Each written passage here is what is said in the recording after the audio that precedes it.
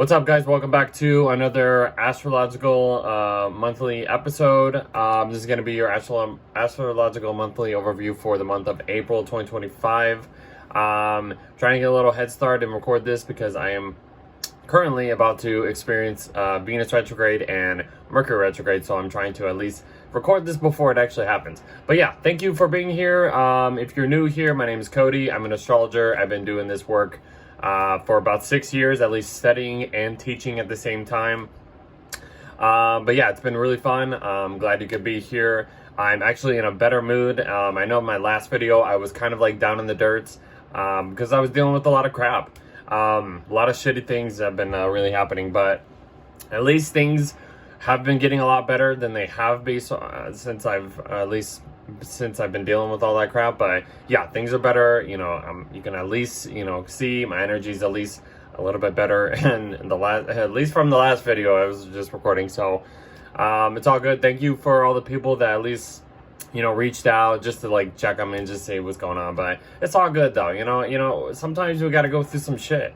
I hate to say that, excuse my language, but whatever. I've been through a lot of crap.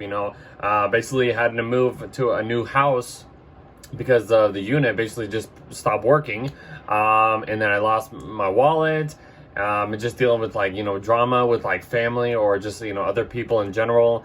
It's been a lot of crap. It has not been fun. I mean, from an astrological point of view, I did mention about like if you follow perfectioners in the last video, I've been going through at least a 5th house perfectioner, which is ruled by Mars.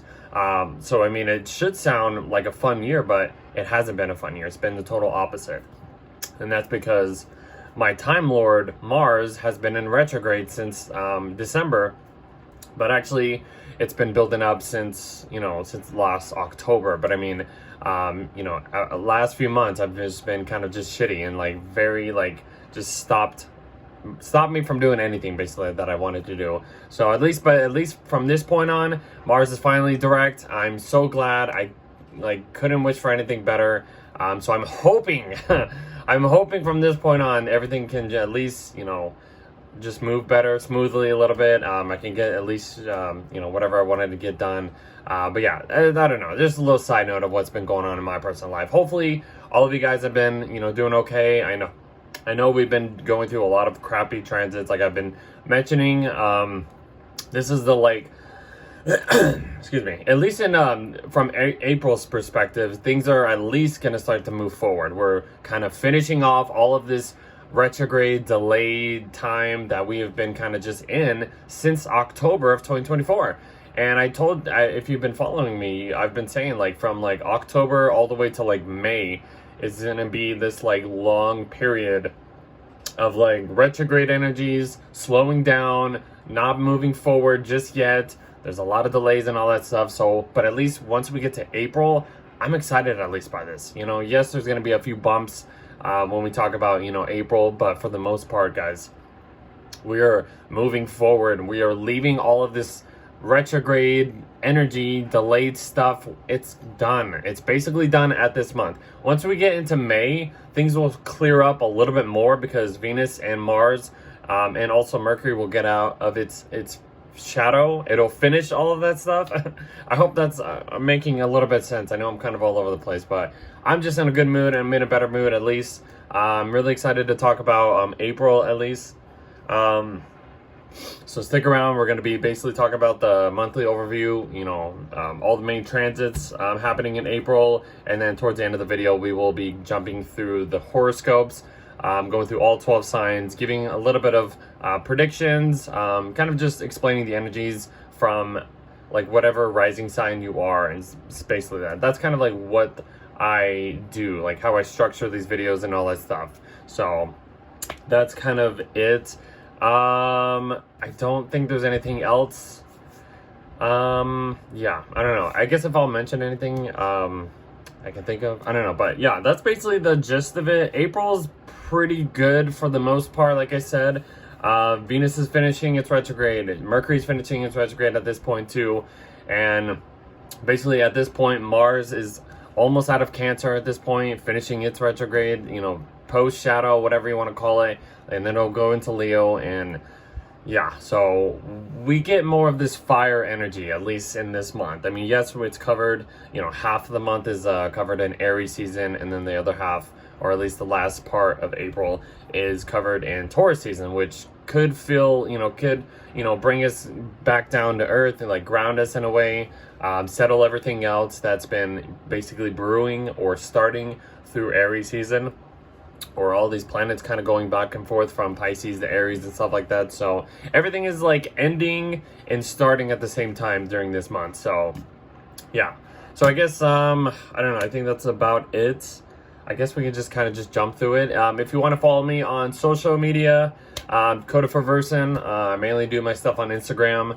You can follow me on Twitter, X, at Cody22V. I'll put that all the description in the box below. So if you want more information about that, follow me on Patreon. Please join my Patreon. I was trying to at least beg most of you people in the last video to join my Patreon, because this will give you a little early access to these videos before I post it on other content, which is Spotify and YouTube. So just hold on. If you are trying to wait for those two things or whatever, but join my Patreon. It's $10 a tier. That's about it. You can also join for free. It's up to you. There's two options, so it'd be cool. Hook your brother up. I can at least provide some guidance, some advice, or anything else. I can at least try to help you the best way possible when we are talking about astrology and how to just like understand the energies in our daily lives. It's all about confirming in a way. And there's good things about this, and as we've been kind of going through, there's some negative transits happening. But like I said, we're kind of moving away from all this stuff. Things are starting to lighten up.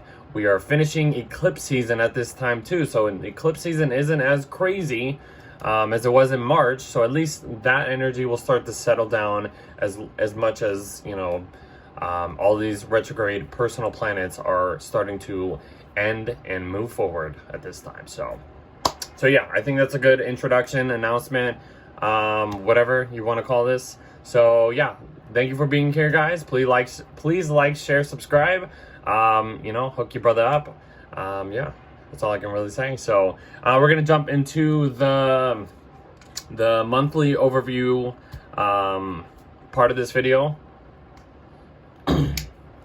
And we will get through it as quickly as possible. So, okay, here we go. So April 2025. Here we finally are in April. I'm really excited to at least talk about April. I hope you guys are at least, just as excited. And, because we're leaving all of this retrograde energy. It's been really annoying dealing with just setbacks. But maybe we all had to go through this for a reason. This is, like I said, it's confirming about a lot of stuff that is going on. A lot of changes, a lot of endings. You can see all this stuff in Pisces and moving into Aries. It's a huge shift. It's a huge shift for like the collective, for everybody on Earth, because that's where we at least, view astrology from our perspective on this planet. Yeah, and all these other planets, they kind of have like, their own energies, and when they kind of, get closer to Earth's orbit, they kind of, shake a little bit of energy up. They kind of bring a little bit of static. They bring a little bit of, what is the word? Just interference in a way. So that's kind of like a little, as basic as you can explain for like retrograde energies, or just, just how Earth plays the role in this whole bigger picture that we call astrology, where we are seeing it like this. Okay, I know I'm all kind of all over the place. Anyway, so the first thing happening is basically Venus is going on the North Node.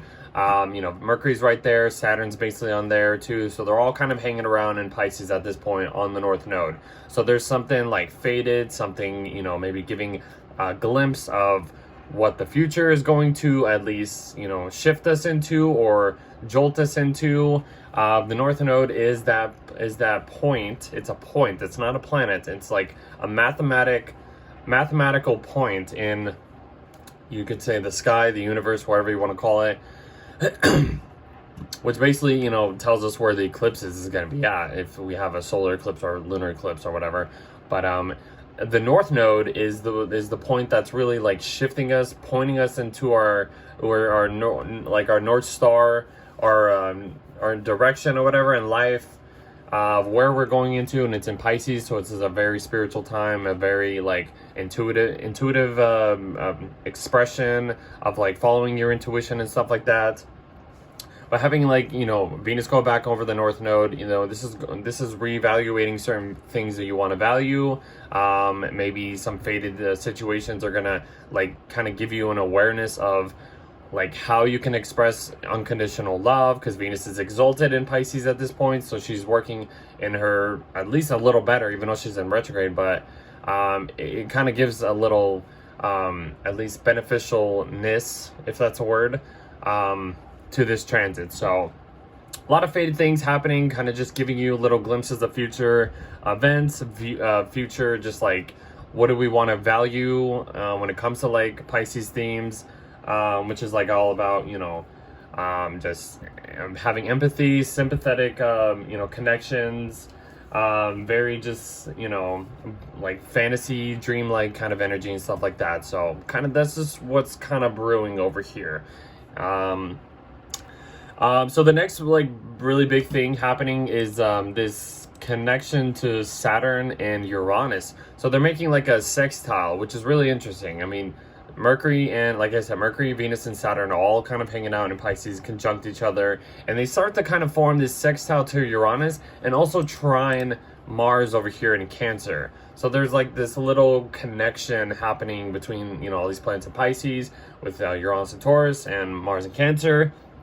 And they're all working in good favor with each other. They're all kind of complementing each other, trying to bring some emotional connections. Having Uranus in Taurus is trying to at least bring that, you know, somewhat of a stable in kind of way. I mean, it isn't. Uranus in Taurus is not the best, you know, energy. It's not. It brings a lot of instability, shaking up the normal like it's kind of like an earthquake.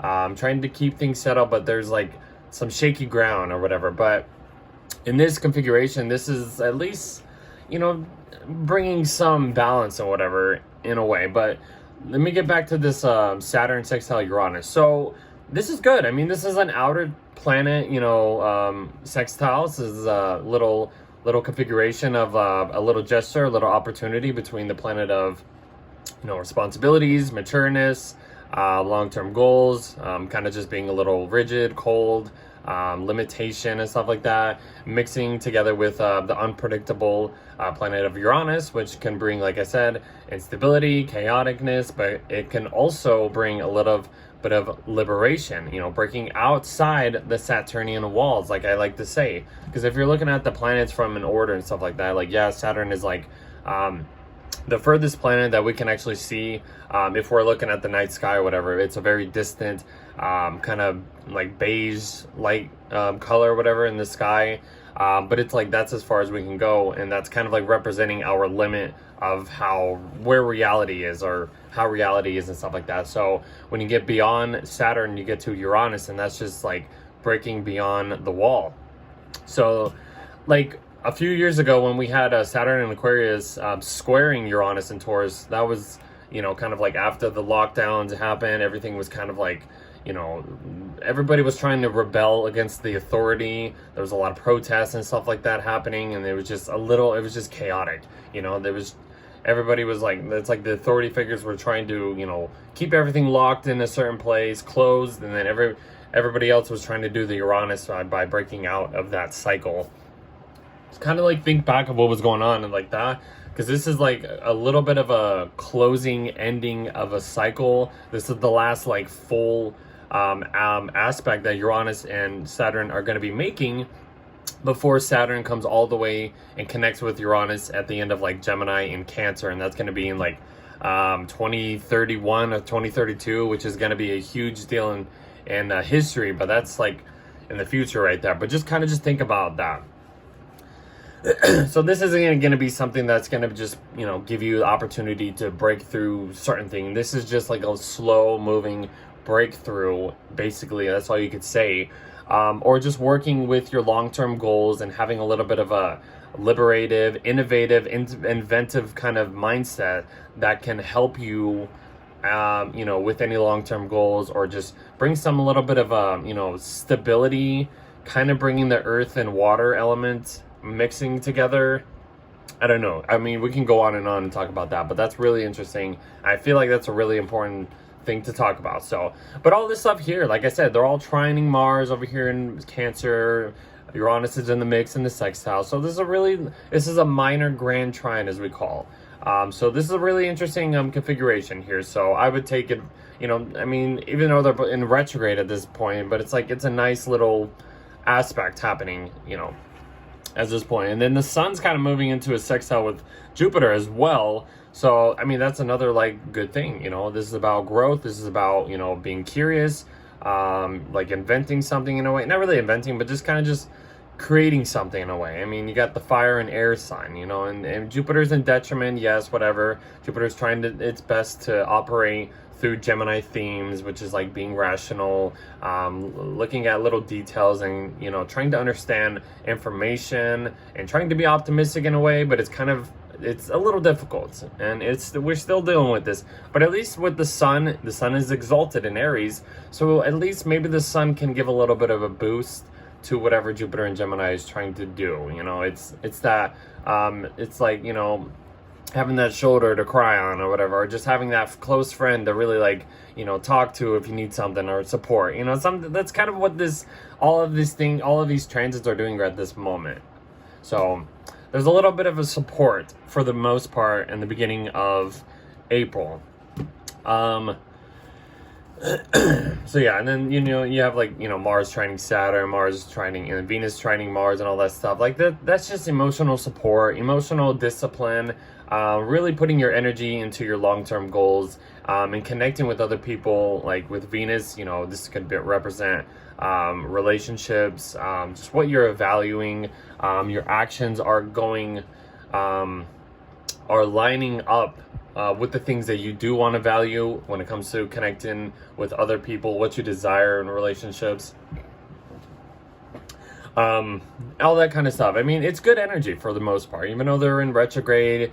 It might not feel good at this point, but they are at least connecting in good harmony with each other. I can go on and on. That's literally the first week of April, basically. Venus conjuncts your Saturn. We're kind of back at that point, getting a little bit more serious with our relationships, kind of going back over certain long-term goals, long-term commitments that you want to at least provide, or maybe think about doing when it comes to just anything to do with the long term, or just getting serious with authority figures, and just kind of just doing that. I mean, but Venus is exalted, so it really, it brings a more of an enjoyable kind of energy, instead of having Venus Saturn. It's very cold, very serious. It's get real and stuff like that. But this is Venus is at least trying to bring a little bit of charm, and just ease when it comes to melancholic, cold, rigid Saturn, basically. So it's not bad. I mean, it's kind of mixing fire, not fire, hot and cold, water or energies together, and just kind of making steam in a way, or that's kind of what it is. But that's just what's going on. Just trying to, talk about everything that I've written down.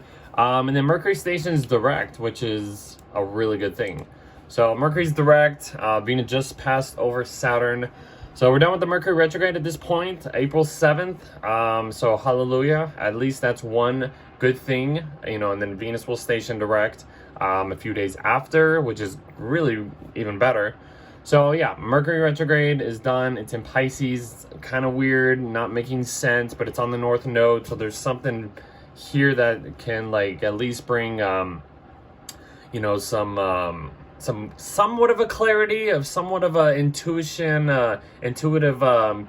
feeling, Maybe you're getting a message from somebody, or you're figuring something out mentally, or you're processing certain emotions and you're trying to understand certain things, and it's just like you have to focus on your intuition, your inner world, like how you are, just how are you feeling. And Mercury in Pisces is all about how are you feeling and kind of trying to express that. It's weird.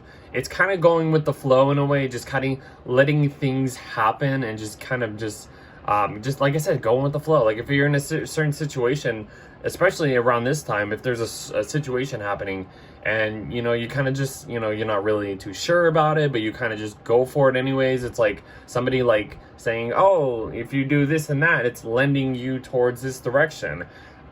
Kind of look at it as that. And you're like, well, I don't really understand. I don't know how to process.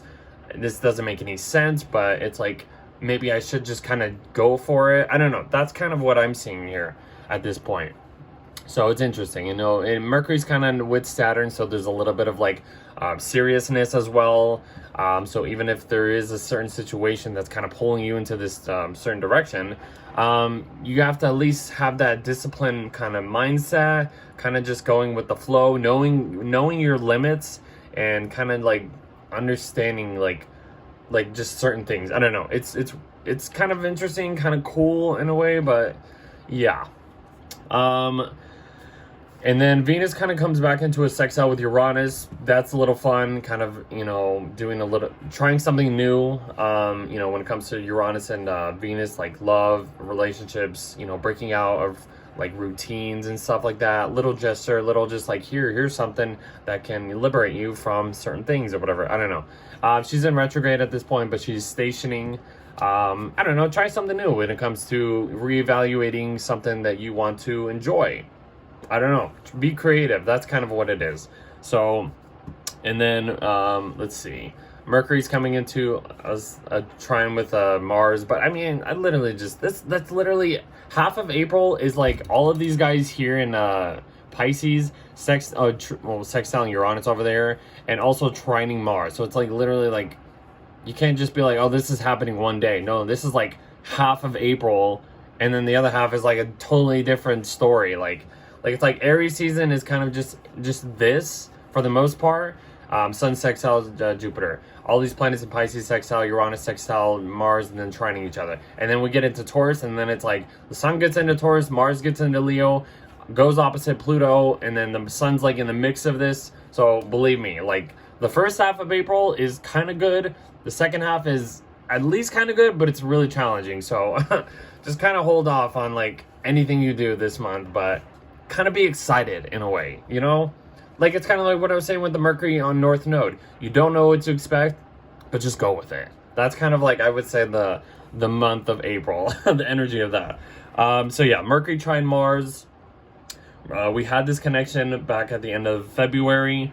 That's when Mars was stationing direct, but it's like what I was saying is like Mercury's kind of just like giving a little bit of like boosting up a little bit of Mars's energy. Mercury's in its sign of fall in Pisces, not working good, but just kind of working with whatever it has to work with, and it's in good flow with Mars in Cancer, and Mars in Cancer is not working at its best either, but it's kind of doing what it has to do. It's trying to be protective. It's trying to be on its guard, be defensive if it has to be, but just taking care of what's necessary. And Mercury in Pisces trining Mars in Cancer is really just kind of just connecting two energies that aren't working as good as they're supposed to, and making some emotional connections by, you know, using whatever resources or going through whatever situation you need to go through. But there's connections there. Even if this is like people that are on your side, or at least there's some kind of dysfunctional connection, you can at least find some, you know, middle ground in a way, and work with whatever you need to work with in a way. And it's water signs. It's more of emotional connections, intuitive connections, spiritual connections if you want.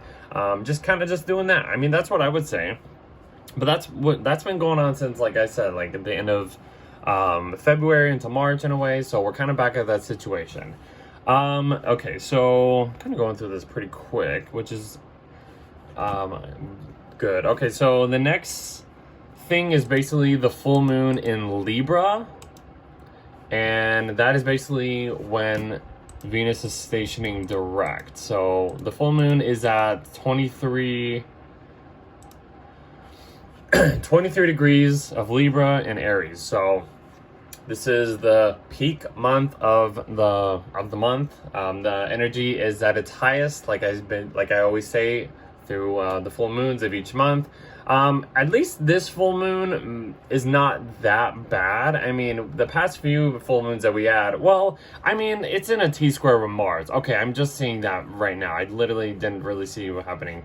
So even though I just said, oh, it's not that bad, and then I found something that's like, that can be a little annoying, but other than T-squaring Mars, I mean, yeah, it's a full moon. It's supposed to bring a little bit of balance, some ease, some harmony against this like Aries energy, which is very confrontational and stuff like that. But yeah, this is kind of where things shift in the way, because like the sun is ending its time in Aries. It's going to go into Taurus, but it's starting to square Mars, and as I'm showing you this, there's a T-square. So yeah, this might be a little overreactive, I would say. The moon squaring Mars, I mean, the moon's in Libra. It's trying to be very peaceful, charming, bring some harmony, but it's squaring Mars and Cancer, and Mars and Cancer is like being defensive. It's on guard. It's like I'm trying to protect my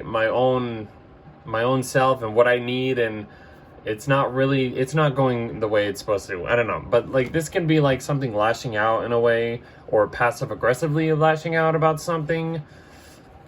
I would just kind of be careful. But at least the good thing at least by this time, Venus is stationing direct, so she is finally done with her retrograde. That is a good thing. So we like that. From this point on, as soon as Venus goes direct, things will start to at least get a little better, because we're done with all the retrograde. We don't have anybody like Pluto's about to station retrograde, but that's an outer planet. That doesn't matter. Like you can't even really feel it sometimes. But other than that, all of these planets are finally direct, which we need, definitely. So yeah, so I mean, especially around the full moon in Libra, this is kind of around Easter. Usually when we have a full moon in Libra, around in April or sometimes in March or whatever, I guess, it's around Easter. So I hope most of you guys enjoy your Easter. Hopefully everybody's, you know, if you're traveling or anything, just kind of take it easy. Enjoy your family or whatever if you're doing any of that. But other than that, just kind of wanted a side note, give you a little that. Okay, so Venus is direct, thank God. Perfect, love it. Let's move on. Saturn is basically going over the North Node, which, I mean, it's basically on the North Node. It's been on the North Node with like Mercury and Venus and all that stuff. Wait. Before we get there, hold on. Mercury enters Aries, so it's the same day. We'll talk about Mercury and Aries. No. Well, yeah, I guess so. I mean, Saturn on the North Node. Okay. Saturn on the North Node. I know I just said whatever. We're just going with it. Saturn on the North Node. There's like something faded here when it comes to like your long-term goals, what you were trying to discipline yourself. Understand like this test that Saturn's been kind of testing us since it's been in Pisces, testing our faith. Kind of just like restructuring our inner world. Kind of just understanding who we are and what we just kind of, I guess, what our soul needs in a way, when it comes to like Saturn and Pisces since like 2023. So yeah, this has been like a huge test of our faith, like limiting our beliefs in a way, limiting structuring, being kind of responsible when it comes to just going with the flow and going into uncharted territories and letting, the universe kind of just do its thing. I mean, Saturn's going to end up coming back to this spot at the end of the year. So it's like 25, 26 degrees. He goes into Aries and then goes back into Pisces around this spot. So this is kind of like Saturn entering its pre-shadow territory. So this can be very important because of all the responsibilities, the limitations, the restrictions, just the duties, the obligations that we need to take care of, because we're going to end up coming back over this stuff. So having the Saturn going over the North Node can be something like really showing you or giving you a little bit of a glimpse of how your like future goals or how your long-term goals are gonna at least shoot you into, or like push you into, or nudge you, whatever you want to call it. So yeah, that can be very interesting. That's a slow moving transit. It's a bigger storyline happening there. Mercury going on Neptune into Aries, that's interesting. We get Mercury out of its sign of fall, it gets into Aries. The quick thinking I said last month, it's going to be on top of its game.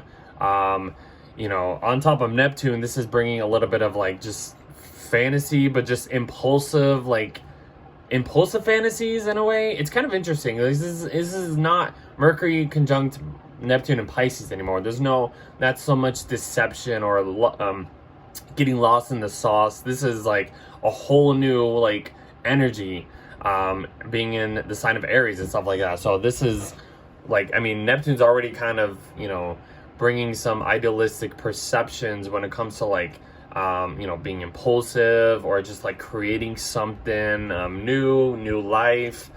So Mercury on top of Neptune and Aries can at least like give you a little bit of an extra spark into whatever you are initiating, or how you are trying to idealize certain situations of like when it comes to your dreams and fantasies and stuff like that.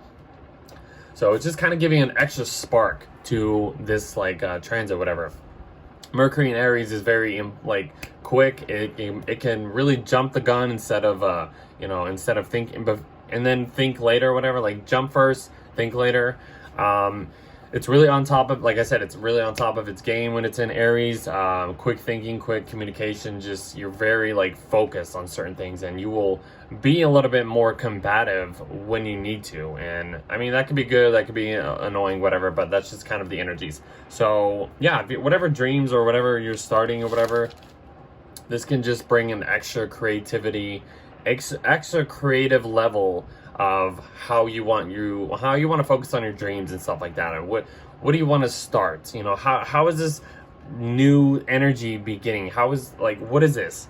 Because we'll continue getting this over the next years and years. Neptune's going to be in Aries for 15 years, so until 2039 or something like that. So we have a long transit of Neptune in Aries. Okay, and then we get Mars going back into Leo. So holy crap, thank God Mars is out of Cancer. I know I said this in my 2025 yearly horoscope. Go watch the video. It's a really interesting video. I talk about the whole year, explaining every month and stuff like that, at least the most important transits for the most part. But yeah, I was excited at least talking about that. I was like, man, thank God it's out of Cancer. I'm saying it right now. But the only issue is, like I said, this is the end of the month of April, and this is when things get kind of a little challenging in a way, because it's going opposite Pluto. We're dealing with that one last time, guys. So, and then the sun's basically going into Taurus at this point. So this is what I was talking about. Even if you want to have the moon on Pluto or whatever, connecting all this stuff, look at this. Mars over here in Leo. Yes, it's being very proud, very bold, very courageous. It has the energy. It has the energy to be the performer and have the drive, have the energy. It's not going to be tucking your tail behind your legs or whatever, kind of being so scared or fearful. Yeah, you might still kind of have that feeling, but Mars is direct. Mars will go at it if it needs to. It will create that battle, that confrontation and stuff like that, which is good though in a way, because it's maybe we need to stand up for certain things, instead of just hiding away or being oh, okay, whatever, showing weakness. Mars in Leo doesn't like to show weakness. It has too much of a strong, bold energy to it. that it just like projects that, you know. And it's in a fixed sign, so it's wanting to, you know, keep things solid, keep things consistent. It's not wanting to change or start anything. It's in a fixed sign, fixed fire sign. So it's just like very like heated, very bold. This is the sign of the sun. And talking about the sun is basically over here in Taurus, making a square to Mars. That could be annoying, you know. I mean, it's the last, like, you know, push. What would it be? It is the first quarter, kind of like, whatever. I'm just thinking of some weird stuff. So this is the last like challenging aspect from the sun to Mars, as Mars has been going through its little, you know, retrograde, the hero's journey, as we call, you know, Mars's little orbit. But yeah, this is gonna be annoying, guys. Like the sun going into a square to Pluto, as well as the moon there as well, squaring Mars over here, and then going opposite. Like I said, the sun is it's entered Taurus. It's trying to, you know, be comfortable. It's trying to find that stability. It's trying to find comfort. It's trying to just keep things, keep things kind of leveled and stable. But it's kind of in the middle of this opposition here, and it's like it's getting caught between two different energies. It's like being in between a rock and a hard place, and that's literally as clear as you can like describe this energy. And it's like, ugh. So take it easy. I know the end of April might seem a little challenging, but as we kind of get past this little T-square happening, things will start to at least feel a little better. So we have to get past this one last obstacle, one last challenge, one last face-to-face, you know, with Pluto, which can be very power struggle, powerful energies, very deep psychological, just manipulation in a way when it comes down to like having power. Like you're gonna have people like that, and it's gonna rub you the wrong way. But I feel like this shouldn't be like anything new, because like I said, this is the third time that Mars has gone opposite Pluto. It went opposite the second time. It was in retrograde at the beginning of January. So it was the end of December, beginning of January. That was the last time that happened. And then the first time it actually happened, when it entered Leo, was in like November. So from November, December, January, and then it kind of you know, calmed down a little bit through January, February, and March. But then here we are back in April, and it's building up again. So it's all good, guys. We just have to get past this one annoying little transit here. Anyways, moving on. I mean, Mars ends up trining Neptune and Mercury over here, which can really amp things up a bit, which is really good. I think that can at least help, because last time we didn't have any of this like trining, all this stuff. So, but having Mercury here can like really boost that fire energy, boost your confidence. Like this is like people being on your side, you know, boosting this up if you have any problems or issues or something like that. Like that's kind of what it is, I would say. Spiritual energies, very heated, like just confidence and stuff like that. So that's what I'm seeing here. So lean into that if you have people on your side, at least. And then yeah, Venus is basically going back over Saturn and the North Node. They kind of do this little triple conjunction, you know, here, which is really, it's nice. But this is Venus direct. This is understanding what we've been going back over. It's mixed with Saturn, so there's, like I said, there's more of a seriousness, more of a at least kind of easy going, at least for the most part. Just trying to just get more real in your goals, your values. It's on the North Node. It's trying to like say, hey, this is what you need to at least go towards, at least. So it has these two energies mixing up together. All right, what is the next thing? And then basically she sextiles Uranus again. Like it's literally all month. I mean, it's not like a whole thing, basically. Like Venus, Saturn, sextile Uranus, trine Mars for the most part. Mercury was there as well. It's just, we're repeating things. So it's not really like, oh, we have to talk about this again, but no. This is just in the background. So there's a lot of things going like in the background for April, and it just stays there all month because of what's going on here. Anyways, Mercury is sextiling Pluto. It's kind of like it's in the mix of that whole opposition thing with, you know, Mars opposite Pluto, Mercury amping up. I literally just said any of that stuff. So that's basically that's basically it for April. I mean, yeah. Let's see. Okay, so Mercury is ending its shadow. That's like, I would say, the next big thing happening. Mercury's ending its shadow by the 25th of April, so that's good. That's one good thing at least happening. Mercury finishes its retrograde cycle. From this point on, it is then moving into new territory. Venus is about to enter Aries again. So this is where we have the actual opposition happening with Mars, Pluto. So it's like the 25th, 26th, 27th, I would say. That is like where it's like peaking at its most. So, yeah. And then basically after that, we just get to the new moon in Taurus, trying to at least ground everything, all of this energy, start something a little bit of start something new, be a little bit of fertilizing all that stuff, like just trying to just kind of clear the air in a way.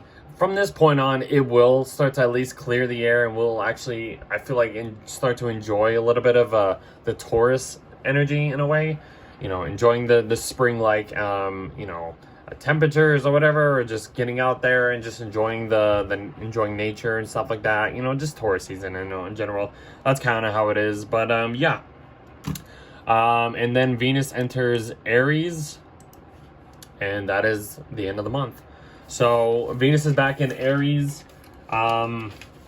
She's in her sign of detriment at least, which whatever, I mean, but yeah, Venus in Aries, she's back in her little kind of just getting whatever I want kind of vibe and stuff like that. And Venus in Aries, like, it doesn't matter. She's going to get what she wants. If you want to get something, like, she's in a Mars world sign. So, I mean, look at this. Venus is in Aries, and she's basically going to start to trine Mars. That's, like, as hot as it's going to get. Like, that is sexy as hell. So, go after your goals. Go after whatever you're desiring. This is bringing the heat.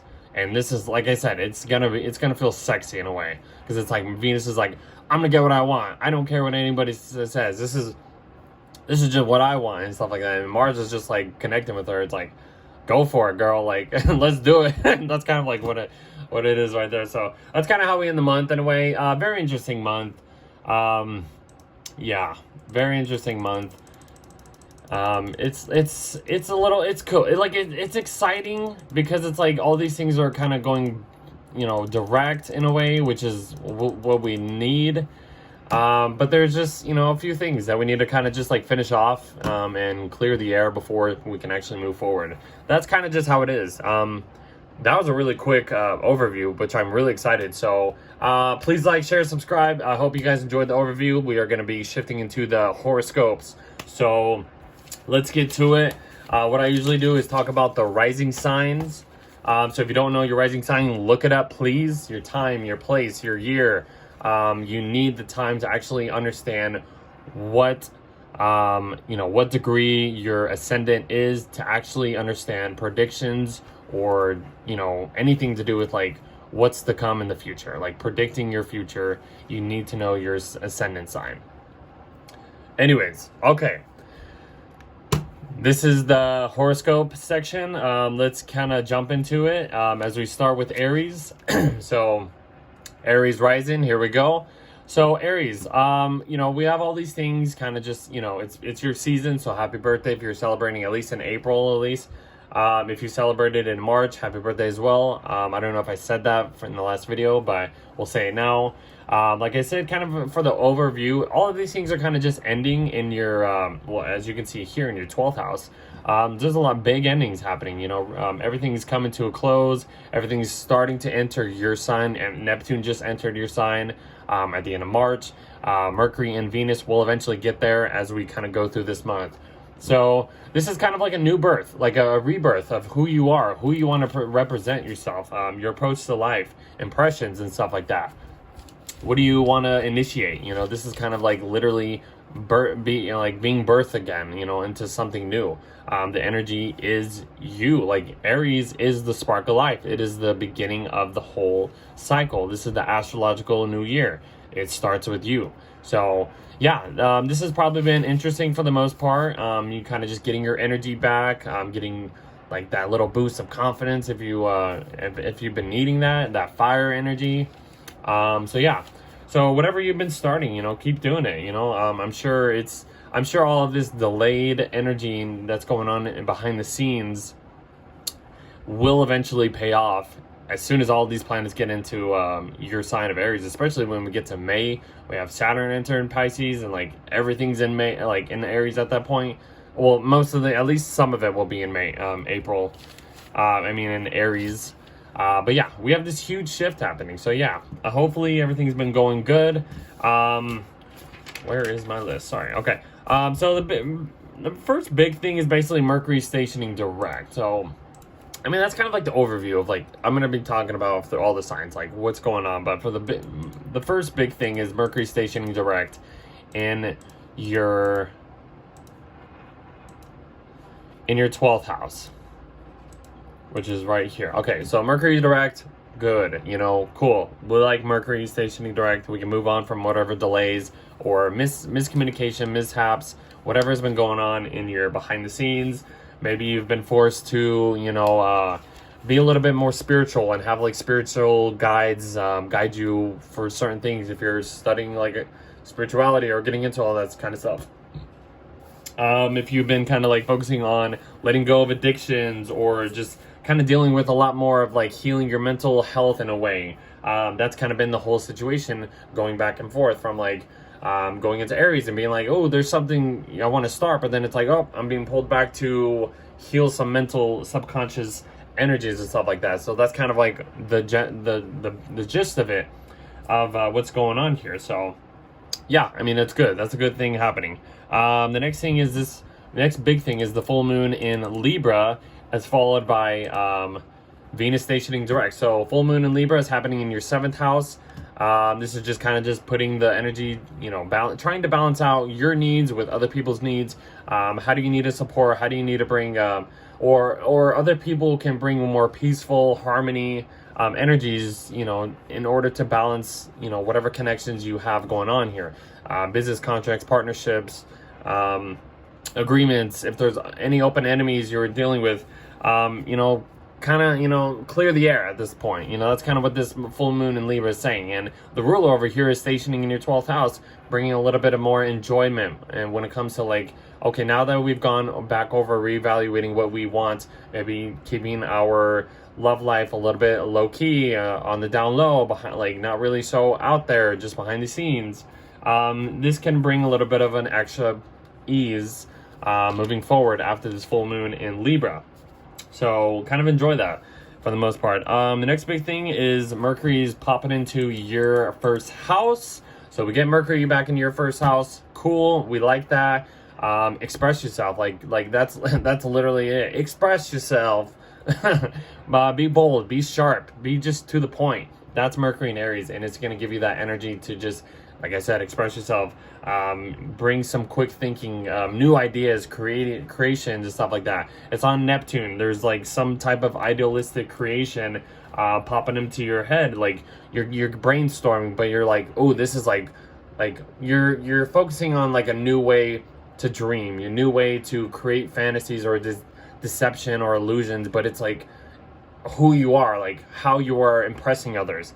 They get that from you when you come across this of anybody at this point. So it's interesting. Let's see. Okay, so and then Mars will get into Leo.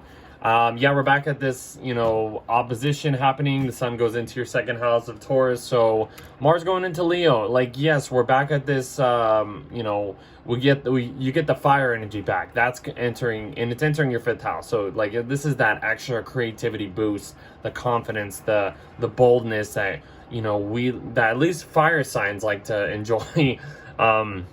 I can say that because I'm a fire sign, I'm a Sag, so I'm excited to talk about that too. But yeah, Mars going into your 5th house.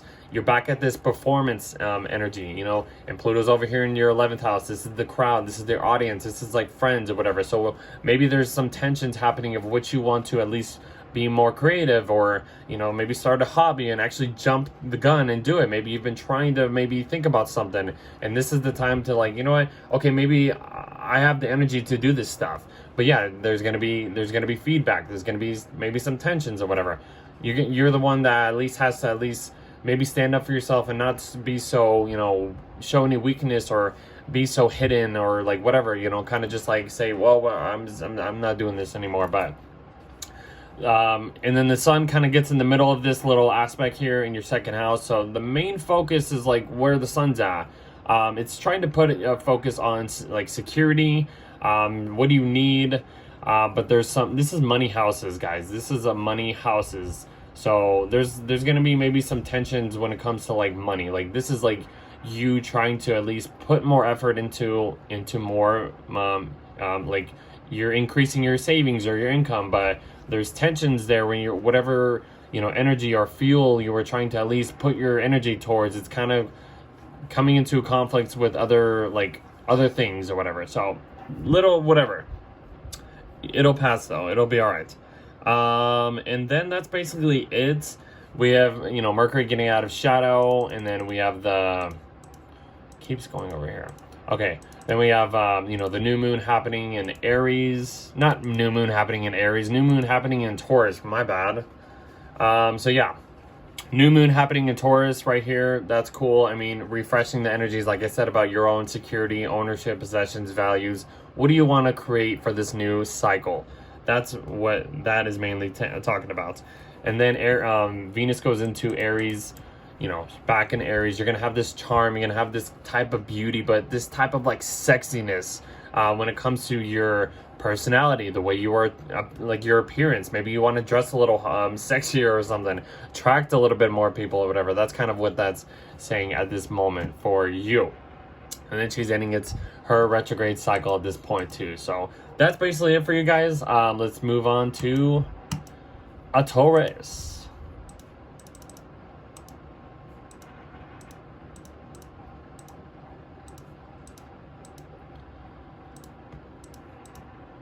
All right.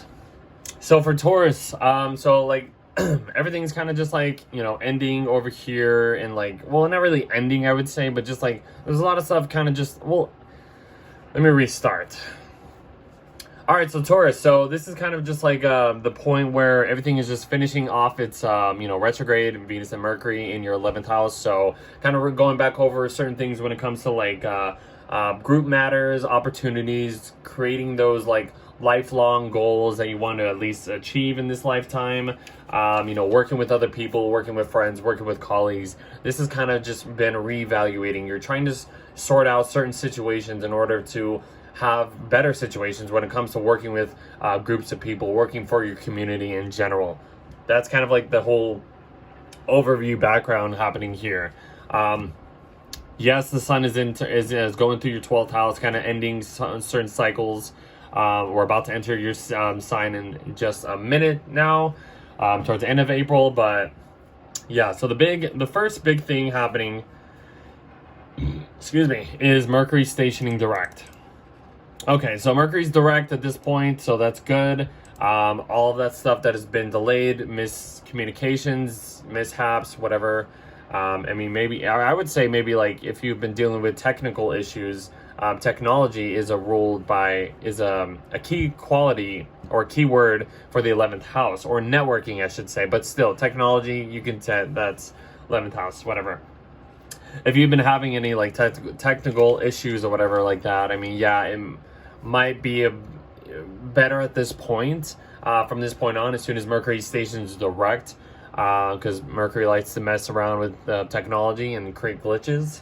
But yeah, just communicating with friends, communicating with your community, communicating with just colleagues, and trying to find like shared life goals with other people, and kind of just like, where is your tribe at? That's kind of the whole thing that's happening here, and like reevaluating certain things in order to build a better tribe for you, or for just you and other people and stuff like that. That's kind of the whole thing happening here. Venus will, your ruler Venus will eventually station direct and have that like, okay, now that we've gone back over these things, let's do it better this time. Let's bring a little bit more connections. Let's bring a little bit of harmony in a way. And that's kind of like where we're building up to the full moon in Libra, which is around the time that she is stationing direct. So yeah, full moon is happening in your 6th house over here. So this is kind of like physical health, services, the work environment that you need to provide in order to provide stuff for yourself or to provide for other people. The sun is in your 12th house. This is about, kind of behind the scenes, putting the light into dark places, kind of just isolating yourself in a way, maybe not, but just, all that stuff. And then this is the mental, subconscious, hidden part of your chart. And then the moon is just bringing that, the reflecting all of that stuff over here to bring it down, come back down to earth, type of vibe in a way. So yeah, bringing a little bit of peace, harmony when it comes to your work environment, trying to connect and balance out certain maybe issues or whatever, trying to find better certain situations in order for you to operate a little bit better when it comes to just having the right nutrition for you to operate and stuff like that. That's kind of like 6th house things. And like I said, your ruler is stationing direct at this point. That's a good thing. You'll love that after this long retrograde period. And then Mercury goes into Aries. Let me get this right real quick. Mercury goes into your 12th house. So, you're kind of just maybe thinking a little bit of, not really thinking so, Aries in your 12th house is interesting. Aries is such a initiative, self-starting, new kind of birth, new life kind of energy, but it's in the 12th house of hidden isolation stuff. So there's a lot of things kind of cooking up in the background, but it's not really being seen, but there's something brewing in the background that you can feel. It's weird having a fire sign in the 12th house. I'm sure it's kind of like that for all the fire signs that are placed in the 12th house, but you're thinking of certain things when it comes to maybe getting a little bit more spiritual, something to do with guides and stuff like that. You're starting to at least maybe figure out certain things to heal mental issues, or just I don't know, but it's quick, but it's really quick. It's on Neptune. There's some illusion, dream-like kind of stuff. Pay attention to your dreams at around this time, at least. Take notes if you are trying to get some subconscious answers, or ideas, or just certain situations. Pay attention to your dreams, I would say. That's a huge deal. And then basically the next big thing is Mars going into Leo in your 4th house, and then the sun enters your 1st house of Taurus. So Mars going into your 4th house, you could have a little bit of a drama stuff happening in your, family, home life, private life. That's just kind of the energy. Going opposite Pluto in your 10th house, you might have some feedback, some power struggles when it comes to people in power, authority figures, or just any type of father figure in general. This could create, bring some tension between the work, home life, and your personal life, or whatever is going on. And the sun moving into Taurus is okay, cool, yeah, happy birthday to all the Tauruses, we're finally in your season, but it's kind of in the mix of this little tension here. So it's you might want to at least keep things calm, peaceful, enjoyable, but there's not so much peaceful and harmony happening at this point because of this tension here. Try to take it easy. If you have to at least work things out, try to bring that middle ground as much as you can. That's all I could say, because this is focused on you. Your personality, you want to at least try to bring some stability, or at least try to find some stability, but other people's energies might come into headbutting you in a way, or you might get in the middle of something, which I would say, but take it easy. It'll pass. It'll be all right. That's kind of how we end the month. Then we have basically, the new moon happening in Taurus. So just refreshing the energies. The energies are going to be a little bit calm at this time, at least point. After this new moon, things will start to at least ease up a bit. So set those intentions to at least try to bring some more stability into your personality.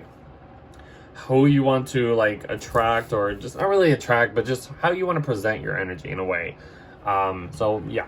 And then Venus, your ruler, goes into your 12th house. Let me get this right.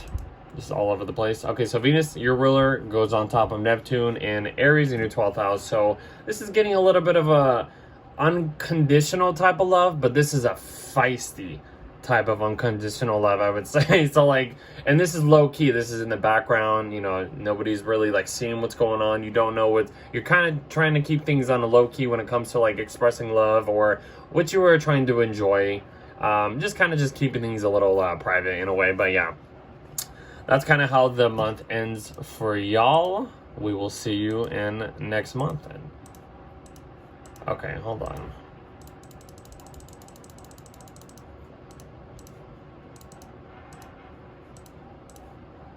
We get to Gemini risings. Okay, so for you Geminis, everything's kind of still building up, well, finishing up, I would say. A lot of stuff in your career sector at this point.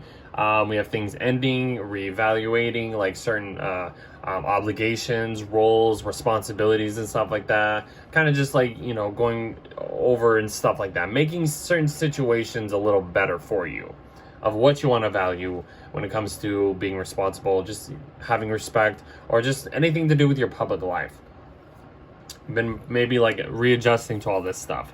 So the first big thing happening is your ruler, Mercury, is stationing direct, which is good. You know, you're going to feel at least a little bit better having Mercury direct at this point.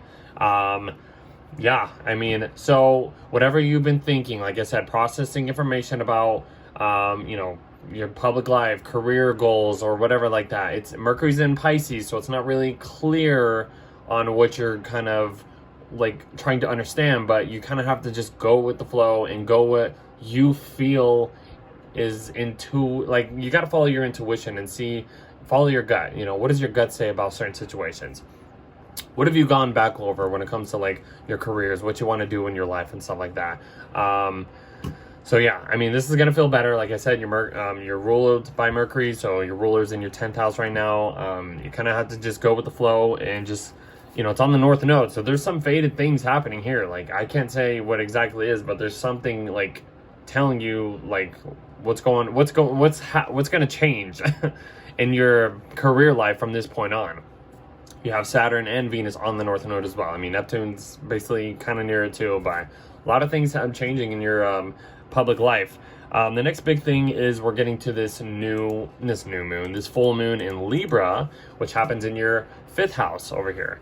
So the sun's in your 11th house, trying to just focus on, you know, group matters, maybe connect with friends as well. I mean, you can say Chiron's kind of in the mix with it, so there has a little bit of a wound, painful situations kind of mixed up with this, but there's also healing on top of wherever Chiron is for you. So yeah, this, like I said, it's kind of in a T-square with Mars. I don't know if you watched the beginning video. This might be a little annoying, lashing out, passive aggressive lashes, you know, just anger, going against certain other things and just like not really feeling good about it. But at least it's trying to at least keep the peace, bring some harmony when it comes to like your creativeness, enjoying just fun things in general. So these are money houses, so something to do with like maybe money is like kind of getting in the way of certain situations that you want to at least, I don't know, do or whatever. Anyways, this is when Venus is stationing direct, so that's good. We're done with the whole Venus retrograde. We can finally move on from most of this energy that has been in retrograde over the past few months. So that's a good thing, at least. Whatever you've been reevaluating when it comes to, like I said, certain roles and obligations and responsibilities in your public life, whatever actions you want to take, yeah, you're trying to find more ease when it comes to that kind of stuff. And it'll feel a little better. Mercury will end up into your 11th house, and it's going to go on top of Neptune. So yes, Mercury's back in Aries. This is the quick thinking. This is the quick communication. This is like to the point. Boom, boom, boom, you know? So Mercury going over Neptune is like creating new sparks of like life, new sparks of dreams, obligations, opportunities, trying to figure out like just certain new things or whatever. And this is happening in your 11th house. This could be working with groups of people that can at least bring that inspiration out, or you can join a tribe that shares certain like life goals with you that you like to enjoy, and bring that life force back. That's kind of what it is. I mean, the sun being here is literally that too, but this is just kind of just like connecting people mentally, intellectually, with like dreams and fantasies and stuff like that. So that could be interesting. So connect with friends, you know, enjoy people who share the same common interests as you, I would say. And then we get to the toughest part of the month, which is Mars going into your 3rd house of Leo. So that's exciting, but it's going to go opposite Pluto, and the sun enters your 12th house of Taurus. So this is a little challenging thing happening here. Excuse me. So Mars going into your 3rd house of Leo, it's just amping up a little bit of courage, a little bit of energy when it comes to just like maybe doing things around in your immediate environment, maybe taking more short trips, you know, being a little bit more like running errands a little bit more often, or just having a little bit of like just energy when spending time with siblings or relatives or close friends, or just, I don't know, just kind of doing things around in your little environment at the point. But you're gonna have some like power struggles, or maybe certain people in power are gonna come, you know, go against whatever you are trying to do. So you're gonna have to at least maybe kind of stand your guard in a way. Maybe certain people's like belief systems or principles go against whatever you are trying to desire for, or whatever. Like someone, you're like, you have a certain desire to chase something, and then somebody is like, oh, but you know, you have this and that can get in the way. And it's just like, what? Like, don't tell me that. Like, I'm gonna at least still want to at least go after what I want to do. But that's just some little thing. The sun going into your 12th house is kind of getting in the middle of this little T-square here, and it's a fixed T-square. Nothing is changing, nothing is starting. This is just like, everything is just like trying to just stay in motion and keep its form. It's all fixed signs. So I mean, but focusing on the sun going into your 12th house, this is bringing the energy a little bit down. This is like kind of, you know, lowering the energy, maybe isolating yourself a little bit, just trying to, you know, focus on more spiritual things, maybe some guides or whatever, spiritual guides, or just trying to focus on your mental health and just keeping things, at least trying to keep things quiet. You're putting the spotlight into a dark place, and you're kind of just seeing what's in here, you know. What's in your attic? Is there things you got to clear out? Is there things you got to just kind of like face in a way, like face your skeletons or whatever? But yeah, that's kind of how we end the month. We get this new moon happening in your 12th house, refreshing and like new energies when it comes to like keeping things a little isolated, you know, refreshing your mental health side. Your something about your dreams could really like have some impacts at this point. And then Venus goes into your 11th house and goes on top of Neptune. So this is kind of just back in that Aries time frame. So Venus going into Aries into your 11th house is just really wanting to, you know, attract new friends, new groups of people, trying to at least go after certain things that you want to be a part of. And it comes with, you know, being a part of, you know, groups of people, doing things for your career, wanting to like attract or just go after certain life goals and just like going for it. Having Venus going over Neptune is just really just creating a more like dream-like type of fantasy energy when it comes to just what you want or what you want to go after. So that's kind of how the month ends for y'all.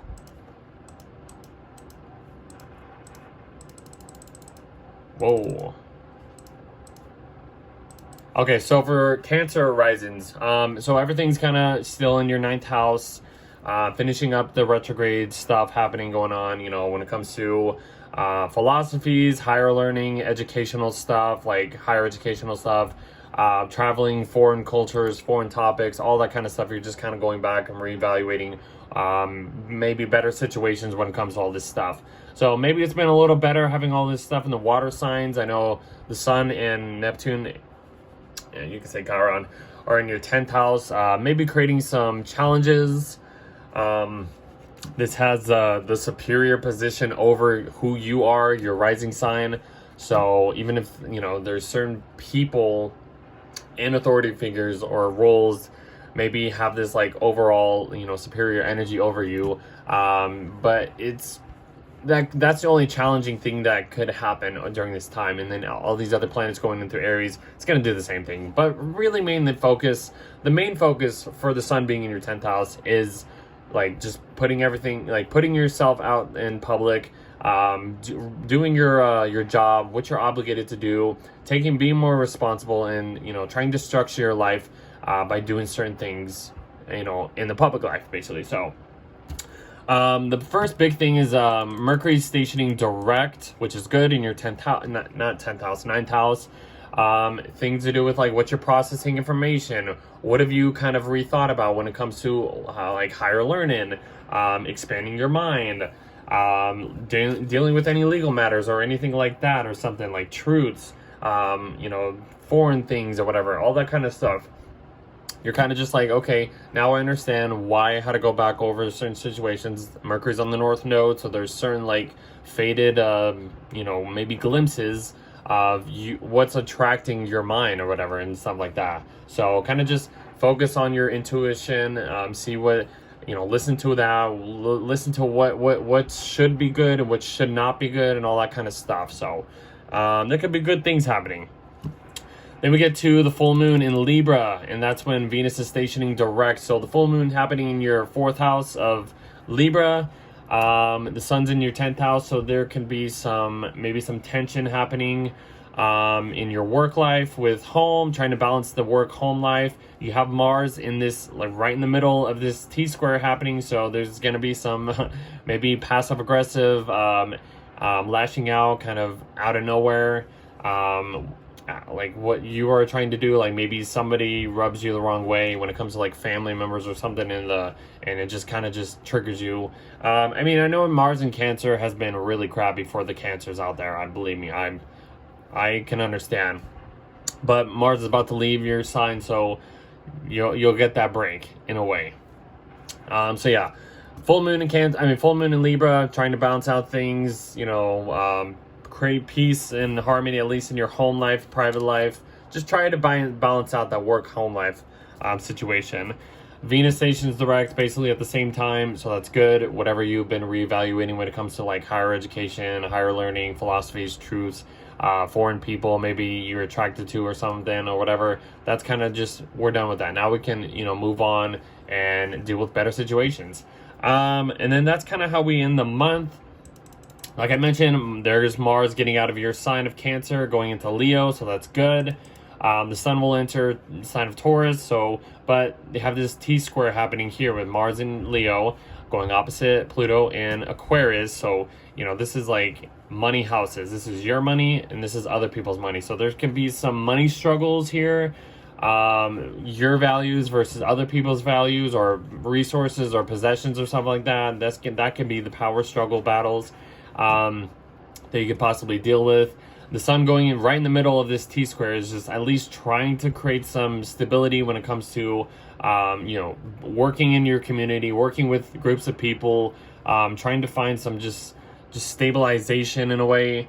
But there might be some tensions happening. This is another money house as well. This is like community, public money houses, the 11th. So yeah.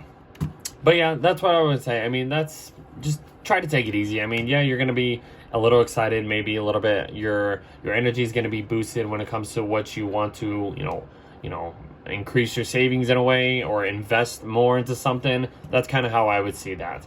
Mercury going into Aries, I think I missed that.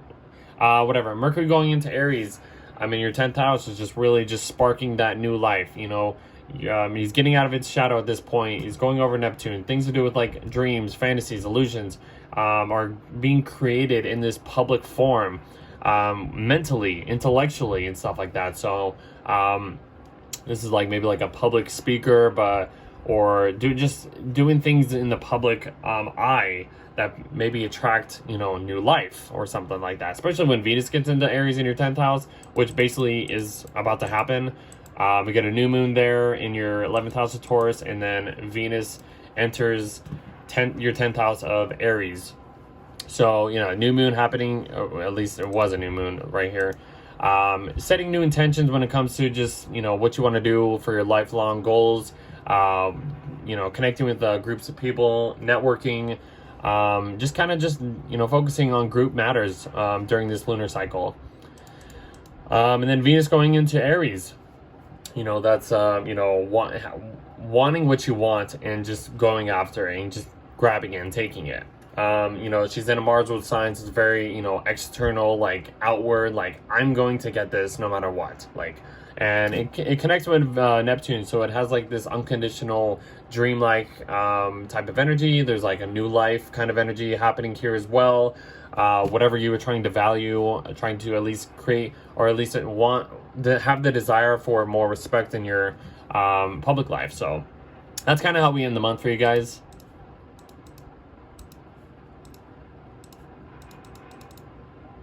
All right, for Leo risings, so everything is kind of finishing up in this 8th house part of your chart. Mercury's about to station direct, Venus will station direct as well. So whatever's been delayed, you know, creating misinformation, mishaps, just whatever is finishing up at this point, which is good. Let's see, so yeah, that's kind of like the first thing happening is Mercury stationing direct in your 8th house. Something to do with like shared resources, shared finances, shared possessions, shared, you know, ventures with another partner, or creating a little bit of like psychological intimacy, or just deepening these connections that you have with other people in order to at least, you know, provide, you know, paying off some debt in a way, whatever that can be, whatever form of situation, money, you know, connections with people or something like that. That's kind of what's going on here, especially having Venus here is like, I mean, you can represent money or whatever, possessions and stuff like that.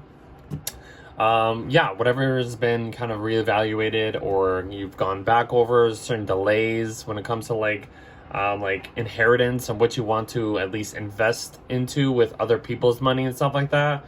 Yeah, this should at least start to pay off a little bit after these planets get into at least their direct form. So, and then we get to this full moon in Libra, which is the next big thing. Yeah, it's kind of in the mix with T-squaring Mars over here in your 12th house. So this could feel a little uncomfortable in a way, because Mars in your 12th house can be a little bit more passive impulsiveness or subconscious impulses that kind of just like happen for no reason. You're like, I didn't mean to do that, but it came out anyways. But Mars in the 12th house is kind of uncomfortable in a way, but it can also give you that spiritual like attraction of how you want to do things, you know, listening to your intuition and stuff like that.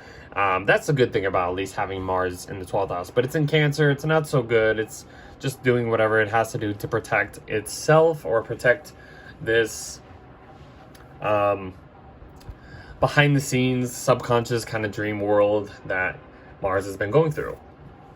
Excuse me. But yeah, full moon in Libra happening in your 3rd house. Trying to create some balance, harmony, peace in your immediate environment. You know, sharing time, you know, spending time with siblings, relatives, all that kind of stuff. The sun is over here in your 9th house, you know, trying to expand this higher perspective, any higher education if you've been learning about that stuff. Maybe traveling in a way, maybe just trying to just see what's beyond the local, rational, mundane area. And that's kind of just where you're finding that balance at, you know, whatever. Politics, you can, you know, put that on top of that if you want to focus on that too as well. That's another thing you can talk about. Anyways, let's see. So that's when Venus stations direct. That's cool. You know, now you can move on from anything that's been, you know, reevaluated from this point. And then Mercury goes into Aries, which is good, bringing more of that fire energy. You're quick thinking, you're, you know, processing information really like quick. This just, you know, enhances the like philosophy, the energies of philosophy, principles, truths, higher education, all that kind of stuff. That's kind of what's going on here. And you mix it with Neptune is like creating some idealistic, you know, new sparks of lives when it comes to like these principles, these philosophies. Maybe traveling, or just international, or just learning in general, teaching and stuff like that can create a more just dreamlike fantasy type of energy. And I don't know, it can be nice though. It can be really like, whoa, inspiring in a way. I feel like it's kind of like a magic kind of trick. You're like looking at that and you're like, whoa, that's a little interesting, but it's like, it's very new, it's very like interesting. That's kind of how I see that. Let's see what else is happening. And then, okay, so Mars goes into your first house. It's back in your first house. You're getting that boost of energy, that confidence back, that boldness. But the only issue is it's going opposite Pluto in your 7th house. So this is like going to be kind of like figuratively, if that's the word, like a battle between you and other people, you in certain contracts, you in certain commitments. You're going to have to at least try to find some balance out, even though there might be some like power struggles when it comes to like connecting with others or just whatever. The sun goes into your 10th house of Taurus, getting in the middle of this tension here. You know, this T-square is building up, so this could feel like nothing's moving or nothing is changing at all. But at least the focus, this can probably be the outlet, I would say, putting the sun in your 10th house, you know, putting a little bit more focus on responsibilities, whatever roles or obligations you need to take care of, maybe can at least help this tension here, maybe, in a way. I don't know. Just try to take it easy at least. It'll pass at least. And then that's, you know, basically at the end of the month, we get to the new moon in Taurus, setting new intentions when it comes to like your public life. What do you want to do in this area of life for you? Trying to create more stability in your, you know, career, what you're trying to be responsible for, all that kind of stuff. And then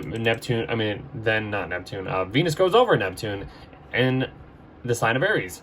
So Venus goes into the sign of Aries, goes on top of Neptune, creating this like, you know, I want what I want and I'm gonna get it no matter what happens. That's Venus and Aries. Connecting with the Neptune just will give you that, you know, elusive dream like fantasy kind of just I don't know, certain situations you might want to attract or might be drawn to, which can be good or bad, but depending on whatever situation is. Higher education, philosophies, traveling, stuff like that. That's where it's at. So that's kind of how we end the month for you guys. All right, for Virgo rising, so everything is kind of just finishing up in your 7th house here. Contracts, supporting other people, commitments, anything that you've been kind of going back over, it's kind of finishing up. It's a little, you know, delayed time that we've been experiencing. The first thing I would say is your ruler, Mercury, is stationing direct, which is good. You want that to happen because it's like, okay, now I can operate a little bit better because my ruler is not in like sleep mode or retrograde mode. It's like, okay, I'm awake. I'm going forward at this point.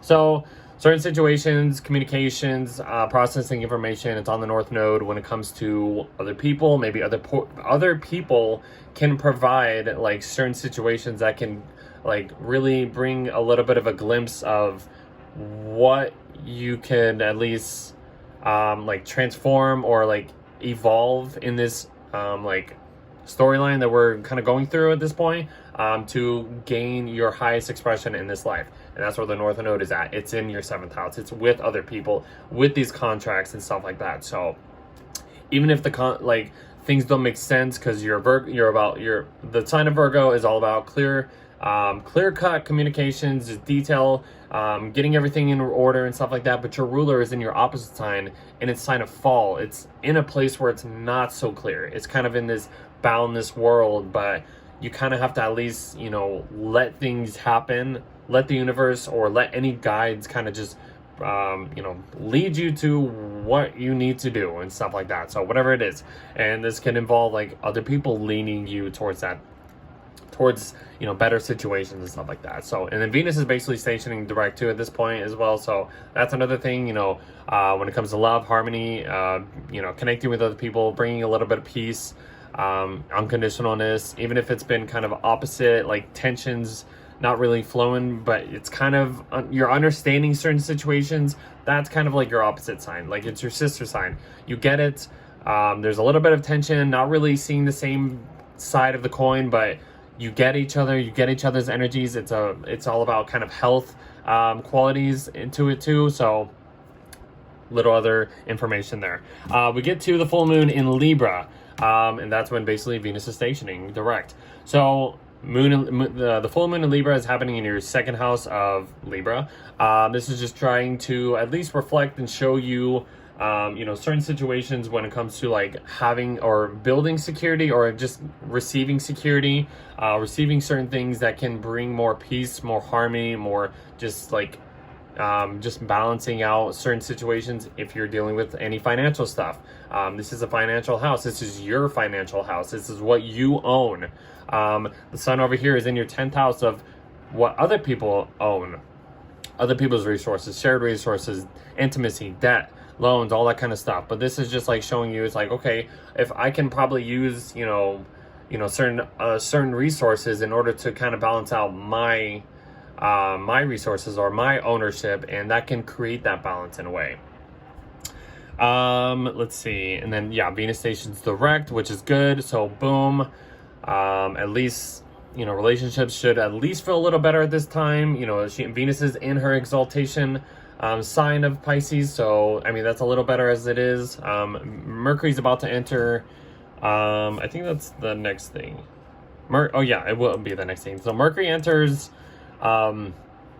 the sign of Aries, and then that's kind of when like everything else moves into like a different sign. Mars goes into Leo, the sun goes into Taurus and stuff like that. So Mercury going into Aries, your ruler is moving into a better sign, I would say. It's going to be operating a little bit better. It's not going to be so like what does that mean? What? I don't understand this. It's not clear. Like Mercury going from Pisces to Aries is like waking up and seeing like, whoa, you're smelling the coffee. You're like, okay, this is what's real. This is what's happening. It goes over Neptune, so this is like creating some type of like dream, like fantasy stuff. But it's in your 8th house, so this is like kind of like figuring out what resources can be good, what resources can help you, at least if you're trying to deal with any like financial stuff or just connecting with people in general. That can bring of like sparks of new life or whatever, or like creating some creation or whatever, creating some type of just like new energy that can at least try to benefit certain situations when it comes to like money and situation or resources, or just getting deeper with these connections that you have with other people. Mars going into your 12th house, that is Mars gets out of Cancer for good, but Mars moving into your 12th house can at least one thing I would say is Mars going into the 12th. I know, get to the point, Virgos. They're like, well, get to the point. Mars going into the 12th is basically kind of like having a little bit of like subconscious impulses that kind of lash out of nowhere. Like you're like, oh, I didn't mean to do that, but that's just kind of where it's going. And it's in Leo. It's in Leo. Like I was explaining this for, I think Taurus risings. Having a fire sign in the 12th house is really weird. It's really interesting, I would say. Because especially Leo, I mean, Leo is like the brightest, the hottest sign of all of them, all the fire signs and stuff like that. But it's in a more hidden, closed off, behind the scenes kind of look. So there's a lot of things kind of brewing in the way. Pay attention to your dreams if you're connecting with that. Like I said, this can feel kind of like a passive aggressive in a way. Subconscious impulses. So just kind of be careful, because I mean, it goes opposite Pluto in your 6th house. So this is like your mental health, going against or bringing some tension to like physical mundane stuff, feedback, coworkers, anything to do with like your workspace or what you need can create some tension, and that can bring or create that subconscious impulse to like act before doing something or thinking about it. So try to be careful. The sun will enter your 9th house, which should at least feel a little better. It's moving into an earth sign, so it's flowing better with your Virgo energy at least.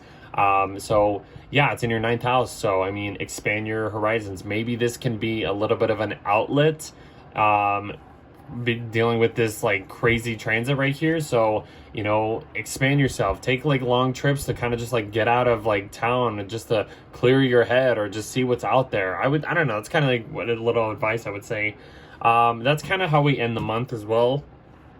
I know like that was kind of like a lot or whatever, but whatever. There's kind of a lot going on this month. New moon happening here. It's ninth house in Taurus. This is just refreshing energies, intentions that you want to do when it comes to like traveling, learning stuff, all that kind of whatever. And then Venus goes into Aries in your 8th house. So this is just kind of creating like a more like deeper, intimate connection of what I was basically talking about with Mercury going on to Neptune and Aries. Valuing, kind of just going after what you want and not really caring about it. That's Venus and Aries. I'm going to get what I want, and it's about shared resources, shared finances, intimacy, deeper psychological connections, inheritance, and stuff like that. So, like, go after it, That's kind of how I would say. Oh, whoops. Wrong thing. What am I doing? All right, so we're halfway there. We're going to Libra now. Okay, so for Libras, okay, so everything's kind of just finishing up in this 6th house work space area for you. Mercury will eventually station direct. That is the first thing happening. Excuse me. Mercury is stationing direct in your 6th house, so certain situations that you've been maybe going back over, reviewing when it comes to like how you should at least serve better, serve other people better, how you need to take care of your physical health, what certain situations are you kind of had to just kind of go with the flow within, like focus on like intuition, intuitive I guess energies or just like feelings or thoughts or whatever, trying to just clear the air and just kind of just create a better situation when it comes to like your work environment. Even if Mercury's in its sign of fall, it's not really working at its best, but I mean, at least having Venus, Saturn here as well, kind of just bringing that, like trying to have a better situation, trying to work and serve better for you or to other people. I hope that makes sense. I know I'm like all over the place. Mercury in the North Node, though, I mean, it's kind of just giving you a little glimpse of what is to come when it comes to your work environment. Whatever, if you're signing any leases, you kind of have to just go with it and just see where things go at this point. Yeah, so that's kind of how we start the month. I mean, then we end up having a full moon in your sign of Libra in your 1st house. It's in kind of like a little T-square with Mars over here in the sun. So this can be, at least you trying to create a little bit more harmony and peaceful in your impersonality and your impressions towards other people. But then the sun being in your 7th house is trying to at least put the focus on other people, and supporting other people in your contracts and stuff like that. So gonna have to try to at least find some balance here. I mean, you're good at that, Libras. Even if, dealing with this Aries energy, there might be some confrontations coming at you like that. But having Mars in the mix of it in this T-square in your 10th house, there's some passive aggressive, there's some lashing out that can happen in your public life that kind of goes against you, like just who you are, and like triggers you in some way. So like just kind of be careful when it comes to this full moon, and just at least try to keep things more peaceful as much as possible. So but yeah, and then let's see what else. Okay, that's when your ruler goes direct, Venus. So you're ruled by Venus. So I mean, yeah, you've probably been a little like, quiet, not really knowing what to do. When your ruler's in retrograde, it's kind of hard to, function right, basically, or operate. It can be a little tough, and it's not so easy. But as soon as Venus, your ruler, goes direct, you will have the energy to at least go for anything that you want to attract now. And this is bringing more ease and harmony with coworkers in your work environment and stuff like that. Being a little bit more serious, having Saturn there as well, but focusing on long-term commitments and services that can provide a long-term longevity for whatever goals you want. And then Mercury gets into Aries at this point. So Mercury's out of the sign of fall. It's going into the sign of your 7th house of Aries. Quick thinking. Everything is just like boom, boom, boom. It's more of an impulse, more of a go for it instead of thinking about it. So Mercury going over Neptune can create some like fantasy dream type of energy. It can create some like new sparks of life, new sparks of interest, especially when your ruler goes over Neptune. That could be like a rose-colored glasses type of Let me just close this real quick. Rose-colored glasses or rose, whatever, like illusions and stuff like that when it comes to like other people or who you were connecting with or contracts and stuff like that. So that's kind of like the whole situation here. Where are we at? And then Mars goes into Leo, the Sun goes into Taurus, and this creates some like this T-square here happening here. So Mars going into your 11th house, I mean, it's out of Leo, so cool. We like that. We honestly love that, I would say. Mars going into your 11th house is just going to give you the energy to work with other people, work better with, group matters, situations and stuff like that. There might be some maybe conflicts with friends, maybe, or in the community, but also just trying to just, focus on your lifelong goals and just putting all of your energy into it with your tribe of people who share the same goals as you. That's what I would kind of say. The Sun going into Taurus is just kind of just trying to find that stabilization when it comes to shared resources or using shared resources as well. Create more of a deeper intimacy when it comes to your relationships. Get a little bit, just deeper and all this stuff. Maybe paying off some debts, whatever that could be, stuff like that. This looks so bright. Hold on. Okay, this is not working. Whatever. That's a little better, I guess. I don't know. I'm trying to... Anyways, okay, that's a little dark now. Okay, where are we at here? Maybe brighten this up. Whoa, that did not work out too good. Oh my god, it's like so bright. Okay, whatever. Just go with me. Just bear with me, guys. I'm sorry.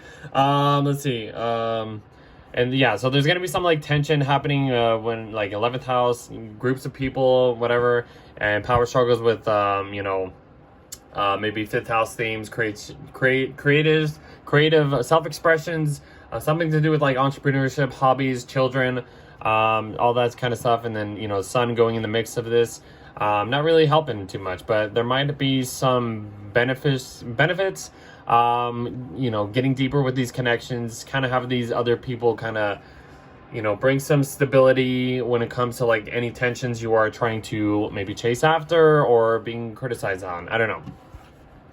It could also be money houses as well, so something to do with finances. Anyways, that's kind of how we end the month. Let's see, there's a new moon in Taurus happening in your 8th house, so just refreshing the energies when it comes to like paying off debts, shared resources, finances, intimacy, and all that kind of stuff. And then your ruler goes into Aries, your 7th house, like I was saying, just kind of just bringing that spark of new life, maybe being attracted to more courageous people, more bold, impulsive in a way. Dreams, fantasies, illusions, having Venus come up to Neptune, that is just bringing more like elusive kind of just I'm getting what I want, and even if it's it's not good for me, that's kind of what you're going to be attracted to. All right. Scorpio rising, so everything's kind of finishing off their retrograde in your 5th house, so maybe it's been a little easier, sort of. It's been trining your 1st house. Your ruler is about to enter Leo and finish off its stuff in Cancer, so that's a little bit better for you, I would say. First thing happening is Mercury stationing direct in your 5th house, so anything that you've been processing, thinking about when it comes to like creations or self-expressions or children or hobbies or entrepreneurships, anything that's been inspiring you, you've been kind of going back over and just going with the flow and just seeing what feels right and seeing what doesn't feel right. It's on the North Node. It's giving you a little bit of glimpse of what could possibly happen over the next year and a half. Something, you might come across somebody that says something that really like shakes up your whole world, and you're like, whoa, like that could actually be very fated or something like that, or some situation. And then after that, we get to the full moon in Libra, which is happening in your 12th house. So there's a little bit of like reflection, kind of like self-discovery in a way, or maybe something to do with like subconscious or dream-like stuff is happening here. Maybe pay attention to your dreams. This might be a good time to really like understand like certain ways to bring more peace and harmony and like balance things out when it comes to like stuff that's happening behind the scenes that nobody knows about. This could also be, you know, some type of healing your mental health, or some mental issues will at least be coming up to, you know, to your attention. And you're going to have to at least be aware of it or address certain situations, because the sun is in your 6th house. It's in your mundane kind of physical realm, trying to at least bring some new life when it comes to like servicing other people, servicing yourself, all that kind of stuff. So yeah, there's some balancing that needs to happen when it comes to your physical realm and your spiritual kind of realm in a way, body-mind connection in a way. The next thing happening is basically Venus is stationing direct, so that's another good thing happening in your 5th house. She's exalted in Pisces, so this could just bring a little bit of an extra boost, extra like ease, better beneficial energy when it comes to attracting, you know, maybe new romance interests or new lovers or just new hobbies that you are interested in or something like that. Like, it's with Saturn, so there's a little bit of like seriousness when it comes to like, even if you are trying to date or whatever, you know, you have that like boundary on top of like being so open and just accepting and just beneficial and just trying to get along with everything, you know. So if you're single and you want to mingle, know there's some boundaries that at least, but enjoyment in a way. That's kind of what I would say. Let's see, and then Mercury goes into Aries. That's just kind of creating a little bit of new sparks of new life, interest, and stuff like that. It's in your 6th house, which is you know about like your services, the way you were serving other people, something to do with like coworkers, like your work environment. It's on Neptune, so there's a little bit of like illusions, fantasy, dreamlike type of energy that can create new ways to serve others in a way. I don't know. Kind of dig into that if you want. And then that's basically when Mars is going into your ruler, going into the sign of Leo. It's leaving your sign of 9th house of Cancer, entering your 10th house of Leo, which is sort of good. I know it's going to square your ascendant, but your ruler is out of its sign of fall, so it's operating a little bit better. And you're gonna have the energy, the desire to just, you know, wanting to achieve more in your public life, your career, you know, step up your game in a way. That's kind of what I would say. But it's going opposite Pluto in your 4th house of Aquarius, so there could be some like type of like work, home life kind of tension.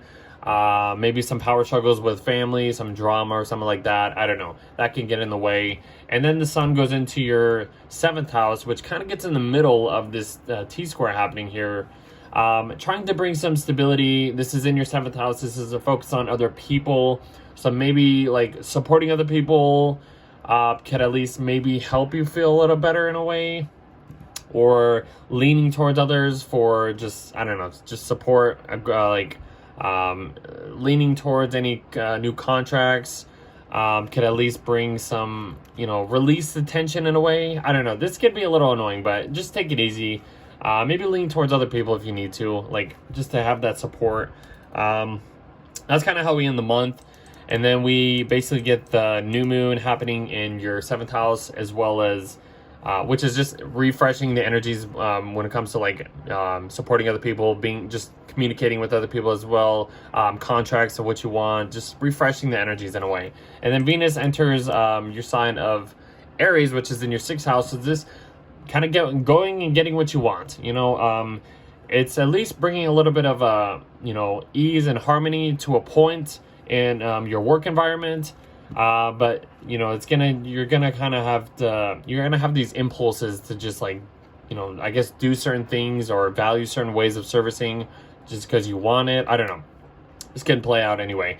Going over Neptune, this is just kind of creating this rose-colored deception, fantasy, dreamlike when it comes to like how you want to serve yourself or serve others, or how you want to like keep your hygiene good, or your nutritious whatever, just operating good. I don't know, there's certain things that you might be like attracting or wanting that can at least help you operate better in the workspace. I don't know, something like that. That's kind of how we end the month though. I mean, Yeah, so we'll see you in the next video. Let's get to Sagittarius.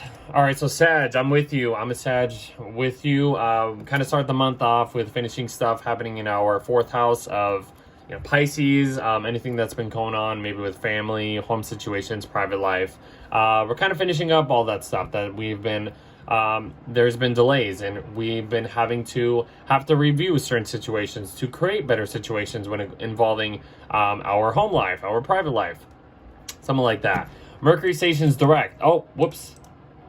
Hold on. I'm on the wrong thing. Okay. Mercury stations direct in our fourth house. That's the first highlight. So, processing information, communicating certain things, focusing on our intuition. It's in our subterranean part of chart. So this is like our maternal instincts, our intuition, our motherly kind of energy that we provide for ourselves, at least in our environment at home or in our private life. So that's a little good. It's on the North Node. There's some glimpses of like certain situations that could at least help us in the long term or the long storyline that we are entering, that we've been in. Kind of just like focusing on just intuition, listening to certain situations. And this is about like home life, maybe certain things you want to change up the way you are processing information when it comes to your living situation. I don't know. It can be anything. The next big thing is the full moon happening in Libra, and in our 11th house, I should say.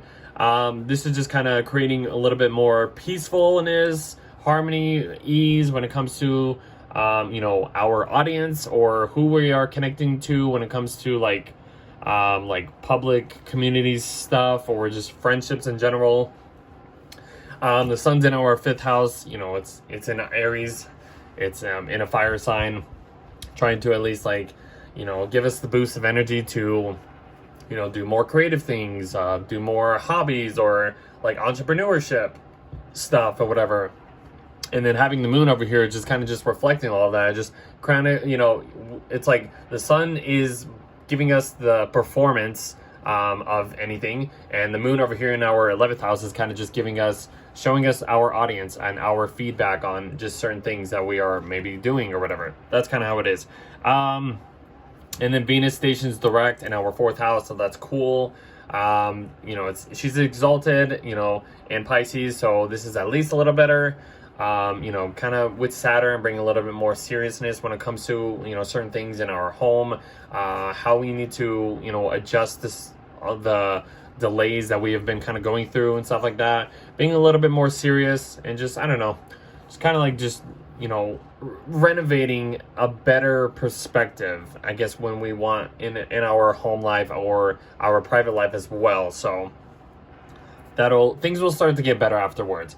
Okay. And then Mercury goes into Aries, which is good. We get that initiative, spark a new life. It's not going to be in the sign of its fall, so that's good. Our clear communication will be on its game at this point. It goes over Neptune, so this is kind of creating like a fantasy, dreamlike kind of way of communicating, processing information, putting something out there. It could be anything. I think having it in our 5th house can really create like some type of new creation, new ways of like doing hobbies. Having Neptune here as well, like this is going to be huge for like creations for us over the like just 15 years of that happening. So yeah. And then Mars goes into Leo, which is good. We like that, or at least I like that. We get more of that fire energy kicking up. It goes opposite Pluto, though, in our 3rd house, which is the probably annoying part. And then the sun will basically go into our 6th house of Taurus. So, there's some tensions happening here. It's going to be maybe annoying. I mean, this is the last time that we're dealing with Mars opposite Pluto for a very long time. So, yeah, we're going to have maybe the energy and drive to just really want to go out there and expand our horizons, kind of like what happened when Mars went into Leo for the first time, but then it got backed up and it's like, nope, get back into Cancer. So this is this will feel better in a way. We're going to have to at least, get past this opposition with Pluto, power struggles with, certain situations in our immediate environment, maybe siblings and relatives kind of, go against certain things that we want to go after and chase. And then the sun gets in the middle of this, trying to create a little bit of more stability, trying to find some middle ground between all this stuff going on. Goes into our 6th house of like work, the way we're serving others, the way we are servicing ourselves, the way we are taking care of our physical, mundane health. That's just going to be the main theme as the sun goes to Taurus. So, and that's kind of how we end the month. Then we have like a new moon happening here, refreshing all that, physical service, mundane health situations, stuff like that. Just kind of just refreshing all the energies. And then Venus goes into our 5th house, just like giving us all of this like fun, fiery, sexy hotness. Like it's going to be nice once she's back into Aries. Trining Mars over here in Leo. Like, I'm excited for the fire to come back. That's kind of how we end the month though, guys. All right, for Caps, let's see, where are we at? All right, for Capricorns, we start the month as, all these planets finishing up its, retrograde cycles, and your 3rd house as well. So, Mercury stationing direct, the first thing is the first highlight happening. That's good. Anything that's been kind of delayed, when it comes to like maybe learning, taking care of like short-term, errands and stuff like that, or siblings and like social interactions and stuff like that, stuff to do with your immediate neighborhood and all that kind of stuff. It's getting solved at this point. You're finally done with all the reviews, all the setbacks and delays. Like you're like, okay, I can finally move on from all this stuff. It's on the North Node, so there's certain fated situations kind of giving you glimpses, pushing you in certain situations that can lead you towards, I don't know, better things in the future. Having, basically Venus stationing as well in your 3rd house is just, creating that, better ease, harmony when it comes to like connecting with other people in your immediate environment, close friendships and stuff like that, being a little bit more serious and committed to long-term goals, having Venus and Saturn and Mercury all kind of together. Yeah, that's kind of how we start the month. We end up having this full moon in Libra happening in your 10th house over here. The sun's in your 4th, and it kind of run into a T-square with Mars over here in Cancer. So yeah, I'm sure your relationships, contracts have been kind of really annoying for you, Caps, but we're ending this, and this is kind of like the last little, well, I would say one of the last, challenging aspects that we have to deal with. These are, the moon's in your 10th house, trying to create some harmony, peace in your public life, in your career. The sun's in your 4th house, trying to at least maybe focus more on home situations, family and stuff like that. And then Mars over here in your 7th house is just maybe creating a little bit of tensions, passive aggressiveness, lashing out when it comes to other people who you are dealing with. So just kind of take it easy. Let's see. Yeah, Venus stations direct based at that time. That's a good thing. Now you can move forward from all of this stuff that's been delayed. Like I literally just said, it's around the time of the full moon. And then basically Mercury gets into Aries, Mars gets into Leo, and then the sun enters Taurus.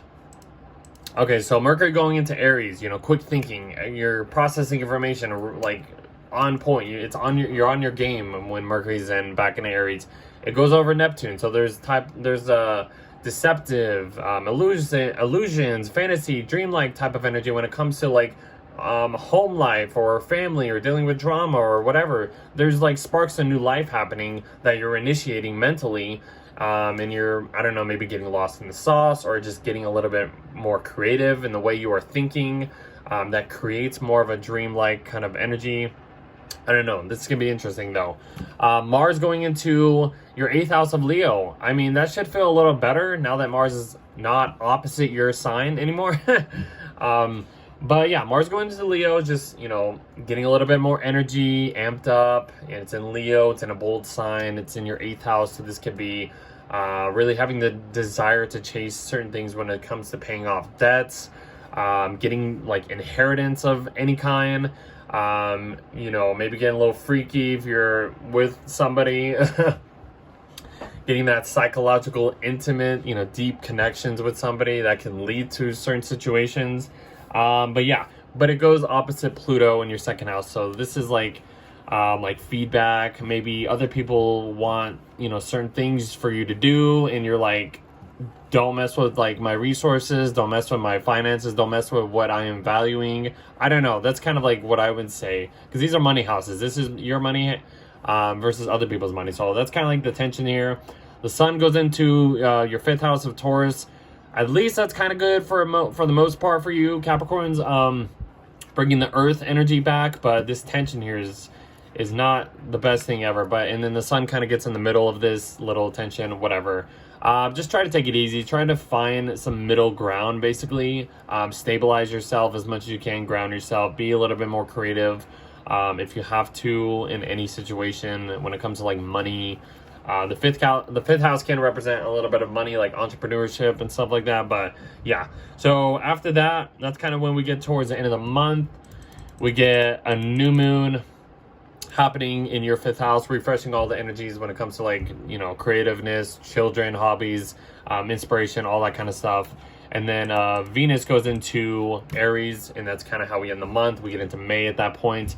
So you're gonna kind of get what you want. You're gonna have the desire to just go after what you really want. And basically, when Venus gets back into Aries, goes on top of Neptune, deception, unconditional type of like new life is happening here. This could be fun. Renovate your home. This could be a good time to renovate. Having Neptune right here, being creative and all that kind of stuff. All right, we get to Aquarius. I know last month I sang that song for you guys because like that song was like really cool. Let me see. Okay, so we'll just go through this. I mean, we'll basically start the month. Everything's kind of just, happening in your second house, finishing up its retrogrades and stuff like that. You get Mercury basically stationing direct. That's cool. Processing information, the way you're communicating. It's been in your second house, or at least went back in your second house to readjust certain ways to kind of earn that security, invest into more security. You're having Venus here basically stationing the same time, reevaluating what you do want to value or possess, or just how you want to like earn more, or just certain security. It's all about security in the second house. You have Saturn here at least trying to show you or have you work hard towards having like a long-term stable, possessive house or whatever, just like a secure house. So yeah, that's kind of how we start the month for that. Then we build up to this full moon in Libra happening in your ninth house. So bringing, at least showing or reflecting certain situations when it comes to like bringing peace, harmony in when it comes to like the higher mind, like religious topics, politics and stuff like that. Foreign topics, truths, beliefs, principles, all that kind of stuff. Is just trying to show you like, okay, we can balance that out. Even if we're, focused on a little bit of like, I don't know, just immediate stuff around our environment or something like that. Like, I don't know, like siblings and relatives can play a big part of what's been going on, or you're, doing a lot around your neighborhood or something like that. I don't know. It can be anything. But the T-square happening over here with Mars in the mix of it in your sixth house can bring a little bit of like maybe uncomfortability, lashing out in a way, whatever, when it comes to like services or your work environment. Maybe something goes off guard and off track and just really screws up everything, and you're trying to keep the balance happening. I don't know. This is probably going to be annoying for you guys, but it's all good. It'll pass. I know there's a few bumps in April, but we will get past this. Then Mercury goes into Aries, your third house. You get that quick communications, that spark of new life happening again. It goes on top of Neptune, creating some type of idealistic perception that creates this new life, and it's in your third house. So siblings, short-term trips, education, social media, interaction, any writing projects, rituals, relatives, all that kind of stuff or whatever.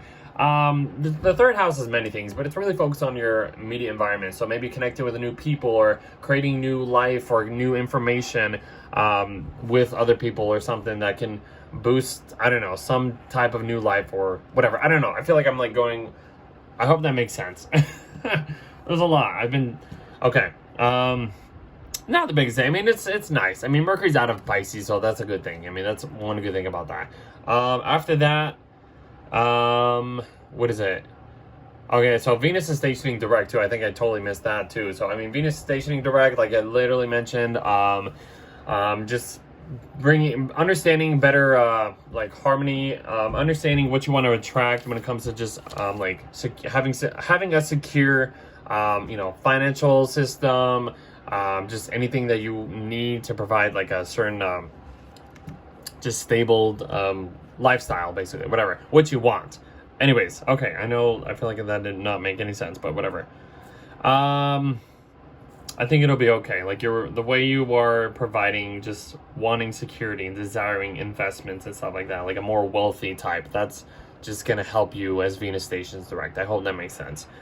That's when we get towards the end of the month. Mars gets into Leo, the Sun gets into Taurus, and then we have this like T-square happening here. So this is the annoying part of the month, probably another thing, but Mars opposite Pluto. We've been dealing with this for quite some time.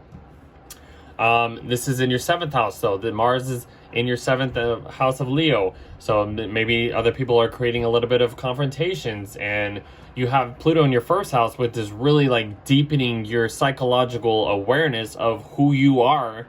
And you either give a little bit of feedback to other people and it kind of goes against them, or it's the vice versa or something like that. Having the Sun go into your 4th house of Taurus, you're gonna at least try to find some middle ground in a way. I mean, yeah, it's gonna be annoying dealing with this energy.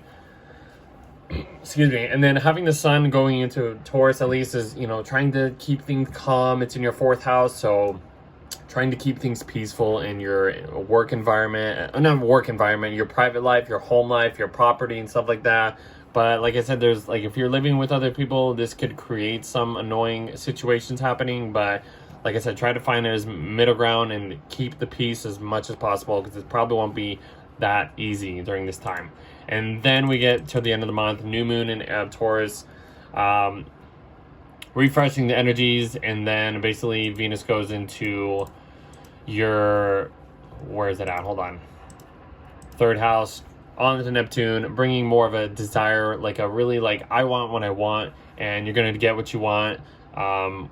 As Venus travels through your 3rd house of like, just if you want to take short trips and all that stuff, you're going to get, or just certain situations, it's on Neptune and all that stuff. So creating this little spark of new life, spark of like just new interests or whatever when it comes to anything in your immediate environment. Close friends can at least influence some type of values or whatever. That's basically it though. So, and then we get to the last sign, Pisces.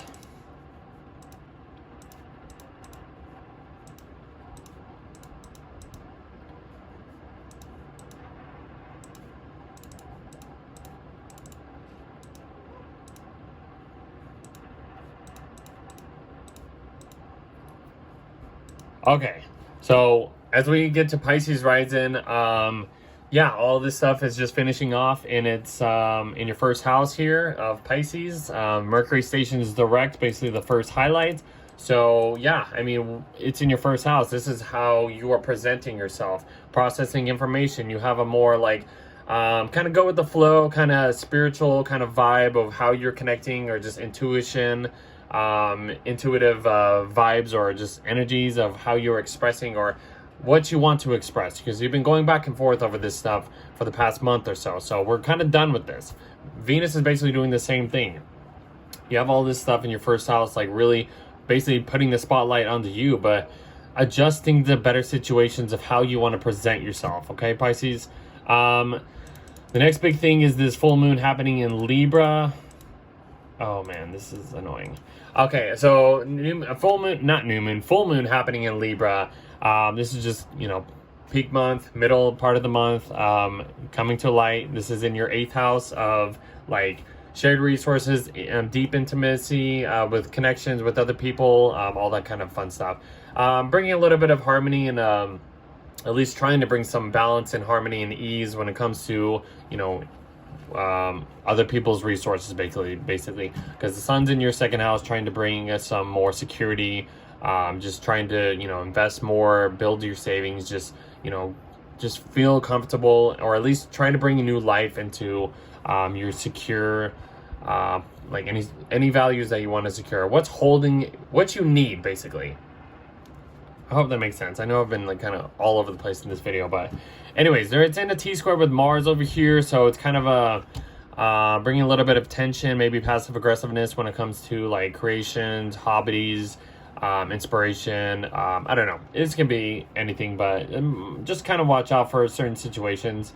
And then basically, Mercury goes into your second house, so your quick thinking, your mind is on its game. It's going over Neptune, so this is creating a little bit of like new life, new sparks of like illusions, idealistic perceptions when it comes to how you want to build this security that you need, or you want to invest into certain situations, and it's gonna kind of at least give you a little bit of a boost of like, here's some creative, like idealistic new way of building security for yourself, and you're going to be getting on top of it, like understanding things really quick. So that could be interesting. I don't know. It could be anything happening. Venus stationing direct, though, is like, here it is. I mean, you're finally done with this. We're finally done with all this retrograde energies. Venus being in your first house, bringing that, beautified appearance or whatever, having a more kind of serious but enjoyable kind of personality or impression, because Venus is with Saturn at this point. But yeah, bringing this in, like, things are going to start to feel better. And then Mars gets into Leo. And then the sun goes into Taurus. So Mars going out of the sign of Cancer, which is good. It's going into your sign of Leo, 6th house. This is putting all of your energy into like your work, hustle grind kind of energy. You're going to have an opposition happening with Pluto over here in your 12th house of Aquarius. Feedback, power struggles, mental health, physical health. There's like something going on here with some health situation, but I think you'll be able to at least manage it for the most part, even if it is a little annoying. Sun going into Taurus, kind of getting in the middle of this, just trying to at least bring the middle ground, bring some ease, bring some like stabilization. Like, okay, let's kind of like sit back, do what we can, whatever. In your 3rd house, maybe trying to connect mentally to these people and trying to find some stabilization of interacting, or I don't know, find some middle ground. Maybe siblings have a huge part of this to help things settle, or relatives, or just finding new educational interests or something. I don't know. This could be anything. Like close people or neighbors can maybe help you if you are dealing with any issues or something like that. I don't know. That's kind of how we end the month too, though. I hope that made sense. I feel like that didn't make sense. I don't know. I try to explain these things as best as possible, but new moon happening in your 3rd house, refreshing the energies that's been basically brewing up here with the sun trying to create that middle ground here. So yeah, set those intentions, get a little bit stable in a way. And then Venus goes into Aries. You're going to get what you want. If you want something in like security or financial stuff or investments, you're going to get it. Go after it. That's Venus and Aries. It's mixing up with the Neptune at this point, so there's a little bit of like fantasy, dreamlike type of energies that kind of, either gaslight you into wanting to like boosting this desire to have like better security. Like that's kind of how I would say it about like that. So that's kind of how we end the month, though. I mean, and then we get into May, and then things will get a little bit better at least. So that's April, guys. I hope you enjoyed the video. Please like, share, subscribe. Thank you for staying with me if you are still with me. I'm glad I got April done. Get ahead of my work and stuff like that. So this should be out at least sometime in March. Because I'm recording this like literally at the end of February too. So I'm trying to at least get ahead of all this retrograde energy that we've been talking about the past couple months. So so thank you. Please follow me on my Patreon to get this exclusive and early access before I post it on other platforms. And thank you for just maybe supporting me. Shout out to my Patreon. Shout out to the people that have joined. Come join. I'm getting a little bit more excited to at least I guess promote my Patreon, because it's been really fun. Yeah, so just come on, you know, hook your brother up or something, hook your boy up, because I can hook you back up. You know, I can give you these, you know, these horoscopes and stuff like that, and give you better, just at least try to have better situations, you know, because we are going towards better energies. Like, we get into May, that's a huge month. You know, Mars is going to be, you know, going through Leo and not really, it's going to be away from Pluto. You have Venus and Mercury going through Aries, and then it goes into Taurus, and then just, you know, and then Saturn goes into Aries in May, and then June we got Jupiter going into Cancer, and then July we have Uranus going into Gemini. There's like, whoa, like the next few months, May, June, July, boom, probably the biggest months of the whole year, honestly. So I can't wait to talk about it. I can't wait to, you know, do the horoscopes for that. Yeah, there's a lot of like crazy things, exciting, scary things, whatever you want to call it. There's just a lot happening in the next, like, this summer, basically. So get ready. At least from this point, we are finally done with all this retrograde energy stuff that we've been dealing with. Yeah. Excuse me. So yeah, ever since like October, we've been dealing with all this slowdowns and stuff like that. But at this point, we're finally at the end of it, and I can't believe we're finally at the end of this. I seriously can't wait for this like point in time, honestly. So thank you for being here. Thank you for you know, joining me for this other episode. Please like, share, subscribe, and I will see you in the next video.